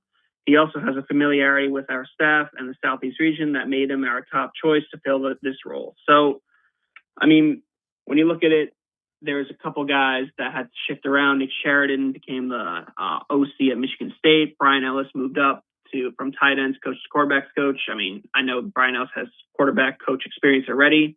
But in terms of Owens, I mean, he's got a very interesting tight end room here that has a lot of questions. Really any question except who's the number one guy. And that's going to be Caleb Edwards this year. There's really no doubt about it. He was thriving as a freshman. And Alabama, obviously, they use two tight ends all the time. And we don't really know who that second guy is going to be. It could be Danny Lewis, who's been here the longest. It could be Jay Lindsey, who they always talk about during the offseason as like someone who's like on the rise. And then you have a guy who's also a prime candidate as a rising sophomore in Marshall Pritchett. So, I mean, he's got a lot of weapons to work with here, but it's not certain who that number two guy is. And it's definitely a position battle to watch as Owens kind of goes into this role. Yeah, and Josh Ford from the transfer portal, I think he was the first signee out of the portal from Oklahoma State. He's another one to watch. And then also, to circle back to wide receivers, though, one scary moment last night, Lottie Brooks, who you already mentioned, he and Ryan Williams being the top two guys experience-wise coming back, he was involved in a car accident, but it sounds like the Lord bless him and he's going to be okay. Yeah, I mean, that's what I've read. I saw that from Brett Greenberg of Bound 247. He's the one who kind of has the scoop on that. It seems like he'll be all right from what that says. Obviously, health and safety is more important than will he be good to go for week one. But it seems like he'll be all right based off of that. And he's a very key piece. Going into his sophomore year now, I mean, as a freshman, we were wondering going into the season who's going to be that wide receiver 4. We knew that it was going to be Ryan at the 1, Jeremy 2, and Isaiah Horton, who's now at Texas A&M at 3. And then there was kind of a battle as who's going to be that fourth guy. It's between like Lottie, Rico Scott, and a couple other players. And Lottie came out on top, and you saw what he did against Oklahoma in the playoff. I mean, he's definitely not guaranteed, but he's definitely built for some potential to really thrive this next season. Well, Hunter, great stuff. We appreciate you for taking the time out to join us. Let everybody know how to follow your work. Yeah, so I write for Bama Central or Alabama Crimson Tide on SI. So could find my articles there. Also, you could follow me on X or Twitter or whatever you want to call it, at Hunter De Siver. That's DESIVER. Thank you, sir. Thank you, Hunter. All right. Thank you. One question that I'll ask you before we head off to a break. Is it a big deal that Alabama is director of recruiting announced that she's leaving? Is that a big deal? I mean, I saw that last night, and I think she's been there for 7 years. She does a great job with the families. And the first person that I saw kind of report that was Brett Greenberg of Bama 247. He's been on the show several times, and he said that Kerrigan Johnson was moving on. And certainly it'll be a loss. They certainly need to look to replace her. She had stayed on. She had worked for Coach Saban and stayed on during the transition to Kalen DeBoer, but certainly that'll be another role that they have to replace going forward. And she's done a great job, and somebody certainly needs to be doing a better job recruiting defensive linemen in the 2027 class, considering it seems like from what I'm hearing, Freddie Roach is behind. Now, that shocks a lot of people, but the top prospect from Hueytown's already committed to Auburn. And then another big-time prospect from Ramsey High School in Birmingham, according to Steve Wiltfong of On 3, is leaning to Auburn as well. And Freddie Roach is nowhere to be found. Let's take this is a second timeout. So next segment, will you rather quick on the other side? It is Talkin Ball here on a Monday morning.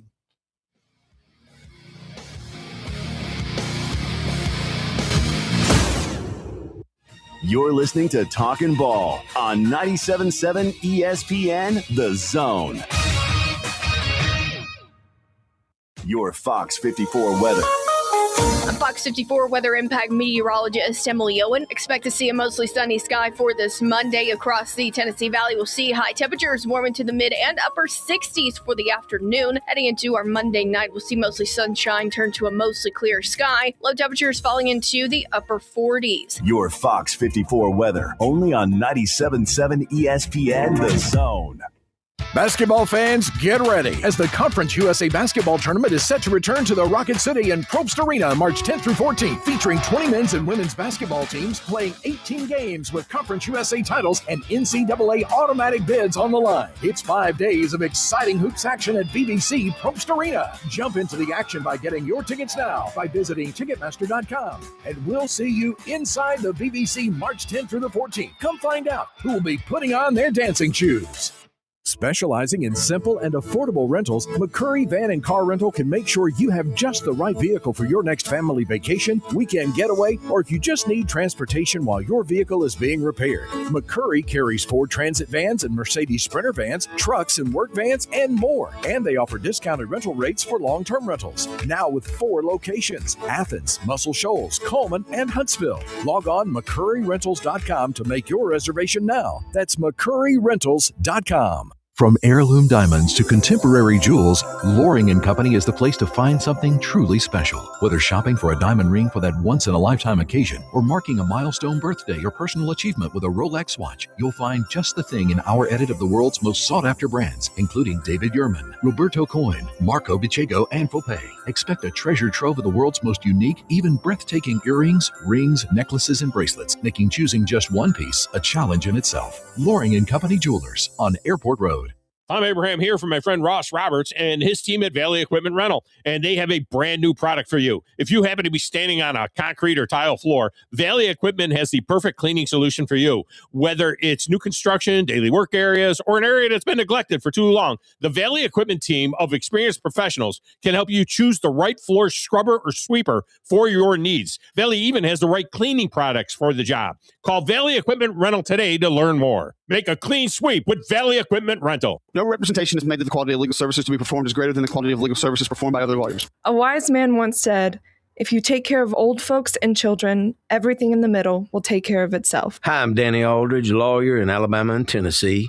In the next 20 years, the number of those folks over 65 years of age will more than double.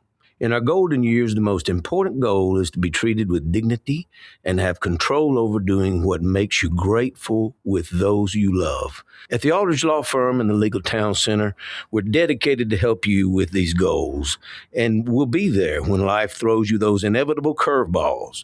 Let us assist you with your legal needs, whatever they may be or become. You may reach us by phone at 256-534-3188 or online with Dan at danaldridgelaw.com. Just remember, we're here to help. Whether it's personal injury, wrongful death, fraud and cheat, or estate planning made complete, we're here to help. Talkin Ball with Scott Tyson and Drew DeArmond. Weekday mornings beginning at 7 a.m. only on 97.7 ESPN and the 97.7 ESPN The Zone app.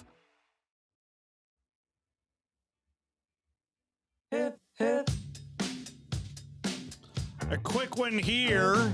It's President's Day, by the way. Today is a federal holiday. Or if you happen to listen to Talk Radio WZZN, Bill Crawford informed me that he's not doing his show this afternoon because it's a holiday. So it's a holiday over on Talk Radio WZZN. Not a holiday here, but it is President's Day. But there are some states that call this Washington Day and others that call it Lincoln Day. But it is President's Day. But nonetheless, Abraham Lincoln's birthday is usually tied to this holiday, but also George Washington, our very first president, also born in the month of February as well. There you go. So if you just, if you're trying to, I would imagine the banks are closed today too, but nonetheless, it is a holiday for some out there. I know there is a partial government shutdown right now from what I've read. Not sure if it's impacting a lot of people here in North Alabama, but nonetheless, happy Lincoln Day or happy Washington Day, or like as we know it as President's Day. Final time out. We'll wrap things up on the other side. It's a Monday edition of Talkin Ball.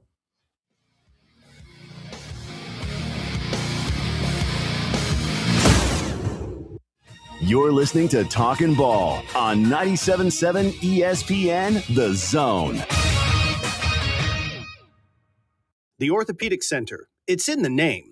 TOC, the premier choice for all your orthopedic needs. With over 40 physicians and 20 centers of excellence, TOC is the name to trust for complete, expert orthopedic care. And that word center, we mean it. With more than a dozen locations across North Alabama and the Tennessee Valley, TOC is in your community whenever you need us. As the state's largest orthopedic practice, TOC is built on trust. Trust we've earned with every patient we serve. You can see that trust on the field, too. As the official sports medicine provider for the Huntsville Havoc, Huntsville City Football Club, Oakwood and Alabama A&M universities, thousands of athletes and coaches count on TOC to keep them in the game. From student athletes to unexpected injuries, our urgent ortho clinics offer prompt, expert care. No appointment necessary. So remember, when it comes to your health and mobility, trust the name that says it all. TOC, helping you live a better life. If hunting and outdoor recreation are your passions, it all starts with the right property. That's where I come in. I am Bo Butler with Southland Realty and Auction, a hunting and recreational land specialist and a Jackson County native who sees land through a hunter's eyes. Just as you trust your guide on a big game hunt, you can trust me to find the perfect property for you. Thinking of selling? Let me help you make your land attract buyers. Remember, Bo knows land. Call me at 256-609-0512. Tom Luganville here for my friends at the service department at Woody Anderson Ford. When you need service on your vehicle, whether it's a Ford or any other make, you want to get into Woody Anderson Ford, where their expert service technicians will get it diagnosed and repaired right away, the right way. And while you are there, check out all the new and pre-owned vehicles at Woody Anderson as well. They are ready to make you the best deal possible. Visit Woody Anderson Ford today. Woody Anderson Ford on Jordan Lane in Huntsville, Hughes Road in Madison, and online at WoodyAndersonFord.com. Tom Abraham here for my friends at All About Water. Crazy name, huh? Well, let me introduce you to them. All About Water is the top pond builder anywhere in the Tennessee Valley, and that includes remodeling or cleaning out existing ponds as well. They also have monthly maintenance plans for your pond. Don't have a pond? Well, how about a fountain or water feature for your property to bring that soothing sound of running water to your happy place? On the other hand, maybe you have water on your property that you don't want.